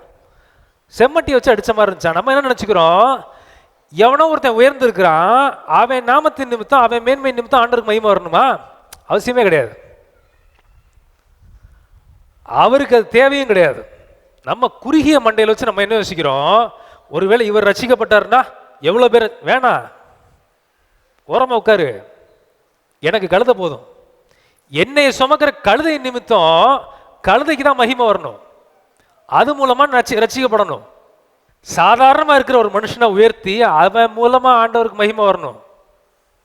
இன்னொருத்தன் மகிமையின் மூலமாக ஆண்டவருக்கு மகிமை வரணும்னு அவசியமே கிடையாது. அவ்வளோ கம்மியாக அவரு இல்லை. நம்மளை மாதிரி ஒதுக்கப்பட்டவங்க புறக்கணிக்கப்பட்டவங்களை ஆண்டவர் உயர்த்தி நம்ம வாழ்க்கை கழுதை பேசி சாட்சி கொடுத்துச்சு, ஒரு கழுதை பேசாமல் இன்னொரு கழுதை சாட்சி கொடுத்தது. இந்த சாட்சியின் மூலமாக மகிமை வந்துடுறது தான் அவர் விரும்புகிறாரே ஒழிய ஏதோ ஒரு உயர்ந்த மனுஷன் ரட்சிக்கப்பட்டு அவன் மூலமாக மகிமை வரணுங்கிற ஆண்டவருக்கு அவசியமே இல்லை. அப்படி உயர்த்தப்பட்ட கழுதை தான் இந்த கழுதை. கழுதை நிமித்தம் இவனுக்கு மகிழ்ச்சி. அந்த ஊருக்கு பேர், அந்த நாட்டுக்கு பேர், அந்த வம்சத்துக்கு பேர், அந்த குடும்பத்துக்கு பேர், அந்த குடும்பத்துக்கு மேன்மை. இதெல்லாம் எப்போ நடந்துச்சுன்னா கழுதை தன்னை விட்டு கொடுக்கும்போது, அதாவது கீழ்ப்படுதலின் அனுபவம் இதுதான். அடுத்தது குருத்தோலை. குருத்தோலை என்பது மன மகிழ்ச்சியின் அடையாளம். குருத்தோலை எப்போ கட்டுவான்? எப்போ கட்டுவான்? கல்யாணம், சடங்கு, ஒரு கிரக பிரவேசம், வீடு புதுசாக கட்டிட்டாங்க, அது எல்லாருக்கும் தெரியணுங்கிறதுக்காக வெளியே என்ன பண்ணுவாங்கன்னா குருத்தோலையில் செஞ்சு அலங்காரமாக நிறைய இடத்துல பண்ணுவாங்க. அப்போ குருத்தோலை என்பது மன மகிழ்ச்சியின் அடையாளம், மன மகிழ்ச்சியின் சின்னம். ஆண்டவர் ஒரு மனுஷனுடைய வாழ்க்கையில் என்ட்ராகும் போது, அவருடைய வார்த்தைக்கு அவன் கீழ்ப்படியும் போது, அவர் சொன்ன பேச்சை கேட்க ஆரம்பிக்கும் போது அவருடைய உள்ளத்தில் என்ன வருதுன்னா ஒரு மிகப்பெரிய மன மகிழ்ச்சி. ஒருவேளை மன மகிழ்ச்சி இல்லையா, மனசில் சந்தோஷம் இல்லையா, ஆண்டவர்கிட்ட கேளுங்க, ஆண்டவர் சித்தத்தை செய்யுங்க, உலகம் தரக்கூடாத சந்தோஷம் நம்மளுக்கு வரும். கடைசியாக ஒரு பாயிண்ட் மட்டும் சொல்லி முடிக்கிறேன். இந்த குருத்தோலை பவனியோட இன்னொரு பார்ட் இருக்கு. அது என்னன்னு கேட்டிங்கன்னா மனுஷங்களுடைய மனநிலையை அது காமிக்குது. என்ன காமிக்குது? ஒரு வாரத்துக்கு முன்னாடி ஜனங்கள் ஆக ஓகோன்னு என்ன பண்ணுறாங்க?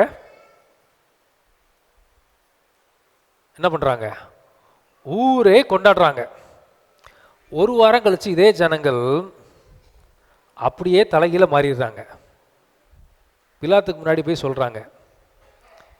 இதில் ஆண்டவர் ஒன்று சொல்ல விரும்புகிறார். என்னென்னா, ஒருவேளை நினைக்கலாம் நீங்கள், இன்றைக்கி எனக்கு தோல் கொடுத்துட்ருக்க ஆள் நாளைக்கு எனக்கு உதவி செய்வான்ட்டு. மாட்டான். இன்றைக்கி ஆகோ ஓகோன்னு கொண்டாடுற குடும்பம் நாளைக்கு உங்களை வச்சு பாதுகாக்கும் நீங்கள் நினைப்பீங்க. நடக்காமல் போகிறதுக்கு வாய்ப்பு இருக்குது. ஆக ஓகோங்கிற உங்கள் கம்பெனி நாளைக்கு உங்களுக்கு உதவி செய்யும், பாஸ் உதவி செய்வாருன்னு நான் நினைப்பேன்.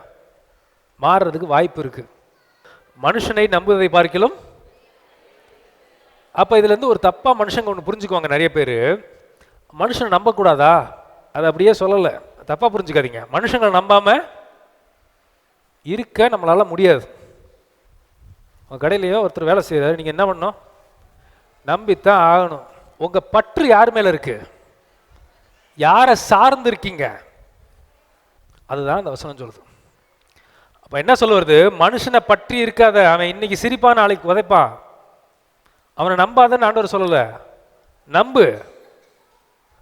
பற்றுதெல்லாம் அவன் மேலே என்ன ஆயிராத, இவன் நம்மளை பார்த்துக்குவாங்க, இவர் எங்களை உயர்த்திடுவாருங்க, இவர் மூலமாக எங்களுக்கு ஆசீர்வாதம் வந்துருங்க, மாறிடும். ஒரு மனுஷனை நம்பி நீ இருந்தீன்னா என்ன பண்ண? நீ கெட்ட. மனுஷனை டிபெண்ட் பண்ணி, அதாவது மனுஷன் மேலே சார்ந்து இருந்தா நம்பாதன்னு இந்த வசனம் என்ன பண்ணல சொல்ல. நம்பித்தான் ஆகணும், நம்மளுக்கு ஒரு வழி கிடையாது. ஆனால் சார்பு யார் மேலே தான் இருக்கணும்? கொண்டாடின ஜனம் தூக்கி போட்டு மிதிக்கும். பார்க்குறோம்ல டிவியில், கிறிஸ்தவ ஜனம் மாதிரி மோசமான ஜனத்தை நான் பார்த்ததே. வெறும் வியூஸ் வரணுங்கிறதுக்காண்டி இந்த நரம்பு இல்லாத நாக்க வச்சு என்ன வேணாலும் பேசுவாங்க. காசும் புகழும் ஒருத்தன் இருந்தா என்ன வேணாலும் இவங்க பேசுவாங்க. இது சரி தப்புங்கிற வாதத்துக்குள்ள நான் போல, அது என் வேலை கிடையாது. ஆனால் வாயை விட்டு நீ மாட்டிக்காத, ஏன்னா வசனம் தெளிவாக சொல்லுதா. சொல்லி முடிக்கிறேன். நீதிமொழிகள் 17:5. ஆபத்தை குறித்து கழிக்கிறவன் தண்டனைக்கு தப்பான். ஆபத்தை குறித்து கழிக்கிறவன், அது தமிழில் சரியா இல்லை. ஒருத்தன் ஆபத்தில் விழுந்தவனை பார்த்து சந்தோஷப்படுறவன் தண்டனைக்கு தப்பவே மாட்டான். என்ன நீ கேர்ஃபுல்லாக இருக்குன்னா நீனும் நானும் மாட்டிக்கூடாது, அதில் ஒதுங்கிரு. எனக்கு இது வேலை கிடையாது, அது அவன் பிரச்சனை, அவர் பிரச்சனை, என் வேலை, மாட்டிக்காத வாயை விட்டு. இதெல்லாம் நீங்கள் வீட்டில் போய் யோசிச்சு பாருங்க. ஆண்டவர் உங்ககிட்ட வேற ஏதாவது பேசணுன்னாலும் பேசுவார். எல்லாரும் எந்திரிச்சு நிற்போமா? எங்களுக்கு வாழ்க்கையை உங்களுக்குள்ளே ஒப்பு கொடுக்குறோம் சுவாமி, உங்களுக்கு கீழ்ப்படிகிறதுக்கு நாங்கள் ஒப்பு கொடுக்குறோம், உங்களுடைய கிருபைக்கு நாங்கள் காத்திருக்கிறோம். உங்களுடைய வல்லமை எங்கள் மத்தியிலும் எங்களுடைய பிள்ளைகள் மத்தியிலும் வெளிப்பட வேண்டுமாக நான் ஜெபிக்கிறேன். கழுதையை தேர்ந்தெடுத்த தேவன் அதனுடைய குட்டியும் தேர்ந்தெடுத்தார். ஒன்று நிமித்தம், நோவாவின் நிமித்தம் அவருடைய பிள்ளைகள் ஆசீர்வதிக்கப்பட்டாங்க. நோவாவின் நிமித்தம் அவருடைய பிள்ளைகள் காப்பாற்றப்பட்டாங்க. நோவா நிமித்தம் பிள்ளைகளுடைய மனைவிமார்கள் காப்பாற்றப்பட்டாங்க. பிள்ளைகள் நிமித்தம் நோவாவினுடைய சந்ததி சிறந்ததை நம்ம வாசிக்கிறோம். கர்த்தாவே, எங்கள் நிமித்தம் எங்கள் சந்ததி ஆசீர்வதிக்கப்படட்டும். உங்களுடைய கிருபைக்கு எங்களை ஒப்பு கொடுக்குறோம், உங்களுடைய இரக்கங்களுக்கு எங்களை தாழ்த்துகிறோம். கழுதைக்கு இருந்த கீழ்ப்படிதை எங்களுக்குள்ளதாகவும் நாங்கள் எங்கள் கீழ்ப்படியை ஒப்பு கொடுக்குறோம் சுவாமி. உங்களுக்கு விருப்பம் இல்லாத காரியம் எங்களுடைய வாழ்க்கையில் வேண்டாம். உங்களுக்கு விருப்பம் இல்லாத காரியம் எங்களுடைய ஒரு ஒரு ஒரு காரியம், ஒரு ஆசீர்வாதம் எங்களுக்கு வேண்டாம். நிமித்தம் எங்களுடைய வாழ்க்கையை ஆசீர்வதிக்கப்படுத்து சுவாமி. வந்திருக்க பிள்ளைகள் ஒவ்வொருவரையும் ஆசீர்வதிங்க, ஒருவரையும் தெரிந்தெடுங்க. அநேகர் ஆண்டவர் தெரிந்து கொள்வாருங்கிற நம்பிக்கை எனக்கு இருக்கு, அநேகர் ஆண்டவர் தெரிந்து கொள்வாருங்கிற விசுவாசம் எனக்கு இருக்கு. இந்த இடத்துல ஆண்டவருடைய பிள்ளையாய், ஆண்டவருடைய ஊழியராய் நின்று நான் பேசுகிறேன் சுவாமி. அநேகரை நீங்க தெரிந்தெடுங்க. இந்த இடத்துல இருந்து மோசைகளை தெரிந்தெடுங்க. உங்களுடைய ரெப்ரசன்டேட்டிவா, உங்களுடைய ஊழியனாய், உண்மை ரெப்ரசன்ட் பண்ற தீர்க்கனாய் இருந்து நாங்கள் இடத்துல பேசுகிறோம் சுவாமி. கர்த்தர் அநேக பிள்ளைகளை நீங்க தேர்ந்தெடுங்க, அநேகர் எளியாக்களை தேர்ந்தெடுங்க, அநேக மோசைகளை தேர்ந்தெடுங்க, அநேக உன்னதமான தீர்க்கதரிசிகளை தேர்ந்தெடுங்க. சாமுவேலை பற்றி நாங்கள் வாசிக்கிறோம், அவன் வாயில் இருந்த புறப்பட்ட ஒரு வார்த்தையும் தேவன் கீழே விடவில்லை. அப்பேற்பட்ட தீர்க்கதரிசி எந்த இடத்துல இருந்து உருவாக வேண்டுமா நான் செபிக்கிறேன். கர்த்தருடைய நாமமாகிய இயேசுங்கிற பெரிய நாமத்தை கொண்டு நான் கட்டளையிடுகிறேன். அநேக ஊழியர்கள் உருவாகட்டும், அநேக மேதைகள் இந்த இடத்துல இருந்து உருவாகட்டும் சுவாமி. உடைய நாமத்தை சுமக்கிற அநேக புகழ்ச்சிக்குரிய பாத்திரங்கள் இந்த இடத்துல இருந்து உருவாகட்டும் என்று நான் செபிக்கிறேன். இயேசுங்கிற பெரிய நாமத்தை கொண்டு, அவருடைய ஆவியை கொண்டு, நான் உங்களுடைய நாமத்தை கொண்டு நான் பேசுகிறேன். இந்த பிள்ளைகளை தேர்ந்தெடுங்க. தெரிந்தெடுக்கப்பட்ட வாழ்க்கை, தெரிந்தெடுக்கப்பட்ட ஜீவியம். அநேகர் உம்மை கண்டுகொள்கிறதான அறியத்தக்க ஒரு பாத்திரம் இந்த கிராமத்திலிருந்து உருவாக நான் இயேசுங்கிற பெரிய நாமத்தை கொண்டு கட்டளையிடுகிறேன். கர்த்தருடைய நாமத்தை கொண்டும் கர்த்தருடைய ஆவியை கொண்டு நான் பேசுகிறேன். கர்த்தர் கழுதை நிமித்தம் அந்த ஊர் ஆசீர்வதிக்கப்பட்டுச்சு, அந்த ஊர் புகழப்பட்டுச்சு, அந்த வீடு புகழப்பட்டுச்சு. அந்த மாதிரி அநேக பாத்திரங்கள் இந்த இடத்துல இருந்து உருவாக வேண்டும் என்று நான் பேசுகிறேன், கட்டளையிடுகிறேன். இயேசுங்கிற பெரிய நாமத்தை கொண்டு ஆசீர்வதிக்கிறேன். கட்டுகளில் இருக்கிற நம்முடைய பிள்ளைகளை விடுவீங்க. பாவக்கட்டுகள் விலகட்டும். எப்படி உங்களுடைய பிள்ளைகளை அனுப்பி கட்டவிழ்த்தீங்களோ அதே போல எங்களை அனுப்பி நீங்கள் கட்டவிழ்க்க வேண்டுமா நான் செபிக்கிறேன். சாபக்கட்டுகள் உடையட்டும். பரம்பரையாக வருகிற சாபங்கள், அந்த சாபத்தின் லீனியேஜ் இயேசுவின் நாமத்தினாலே கட்டவிழ்க்கப்பட வேண்டுமா நான் செபிக்கிறேன். இரத்த சம்பந்தமாய் வருகிற சாபங்கள் இயேசுவின் நாமத்தினால் விலக வேண்டுமா நான் செபிக்கிறேன். கர்த்தாவே, நீங்கள் பாதுகாருங்க. பொல்லாத மனிதர்களுடைய கண்களுக்கு எங்களை விலக்கி பாதுகாருங்க. பொல்லாத பூமியில் நாங்கள் வாழ்கிறோம் சுவாமி. பொல்லாத ஜீவனம் பண்ணுகிற கொடிய மனிதர்களுடைய கண்களுக்கு, சத்துருவனுடைய கண்களுக்கு உடைய பிள்ளைகள் ஒவ்வொருவரையும் நீங்கள் விடுவித்து பாதுகாக்க வேண்டுமா நான் செபிக்கிறேன். தேவ பிரசனம் இறங்கி வரட்டும். எல்லா பெருமைகளுக்கும் பொறாமைகளுக்கும் எங்களுடைய இருதயத்தை விலக்கி நீங்கள் பாதுகாக்க வேண்டுமா நான் செபிக்கிறேன். பட்டை மீந்திய தேவ தூதர்களுக்கு உங்களுடைய பிள்ளைகளை காவல் செய்ய நீங்கள் ஒப்பெடுக்க வேண்டுமா நான் செபிக்கிறேன். தேவ கிருபை சூழ்ந்து கொள்ளட்டும். தேவ வல்லமை ஆசீர்வதிக்கட்டும். இயேசுங்கிற பெரிய நாமத்தை கொண்டு உடைய பிள்ளைகளை ஆசீர்வதிக்கிறோம். உடைய பிள்ளைகள் வாழ்ந்திருக்க செய்யும். அவர்கள் கீழாகாமல் மேலாக உதவி செய்யுங்க. வாளாகாமல் தலையாறுக நீங்க உதவி செய்யுங்க. ஆசீர்வதியும் வழி நடத்தும். இயேசு கிறிஸ்துவின் ஈடு இணையற்ற பெரிய நாமத்தை கொண்டு எங்கள் ஜெபங்களை எல்லாம் தாழ்மையாய் ஏறெடுக்கிறோம். எங்கள் ஜீவனுள்ள நல்ல பிதாவே, ஆமேன், ஆமேன். பரலோக பிதாவே, உம்மை நன்றியோடு துதிக்கிறோம் சுவாமி. இந்த நாளிலும் ஆண்டவரே, உம்மை விடுதலையோடு நாங்கள் ஆராதிக்க, தேவனாயி கர்த்தருடைய ஆண்டவரே ராஜரீகத்தை நாங்கள் கொண்டாட, தேவனாயி கர்த்தர் எங்களுக்கு பாராட்டின இரக்கங்களுக்காய் உமக்கு ஸ்தோத்திரம். ஆண்டவரே, இந்த நாளிலும் எங்களோடு கூட பேசின நல்ல வார்த்தைகளுக்காய் உமக்கு ஸ்தோத்திரம். கழுதை கொண்ட ஆண்டவரே, நாங்கள் கற்றுக்கொள்ள செய்த பாடங்களுக்காய் உமக்கு ஸ்தோத்திரம். தேவனாய் கர்த்தரை சார்ந்திருக்கவும் உம்மீது நாங்கள் பற்றுதலாக இருக்கவும் எங்களுக்கு கிருபை செய்வீராக. எங்களை தொடர்ந்து தாங்கி வழி நடத்துவீராக. கிருபை சூழ்ந்து கொள்ளட்டும். இயேசுவின் நாமத்தில் செபிக்கிறேன் பிதாவே, ஆமேன், ஆமேன். நம்முடைய கர்த்தராகிய இயேசு கிறிஸ்துவினுடைய கிருபையும் பிதாவாகிய தேவனுடைய அன்பும் பரிசுத்த ஆவியினுடைய அந்யோன்ய ஐக்கியமும் இன்றும் என்றும் சதாகாலங்களிலும் நம்மளோடு கூடியிருப்பதாக. ஆமேன். தேவ ஆசீர்வாதத்தோடு அடியாரை அனுப்போம். வார்த்தை என்னும் அப்பத்தாலே போஷித்து வளர்த்தையும் இப்போதும் உம்மை தேடி வந்து மனதார போற்றினோம். அச்சலோகத்தில் கழித்து உம்மை வாழ்த்தி தொழுவோம். ஆமென். என் ஆத்துமாவே கர்த்தரை ஸ்தோத்திரி, என் முழு உள்ளமே அவருடைய பரிசுத்த நாமத்தை ஸ்தோத்திரி. என் ஆத்துமாவே கர்த்தரை ஸ்தோத்திரி, கர்த்தர் செய்த சகல உபகாரங்களையும் மறவாதே. ஆமேன், ஆமேன். ஹல்லேலூயா, ஹல்லேலூயா, ஹல்லேலூயா. God bless you. Amen.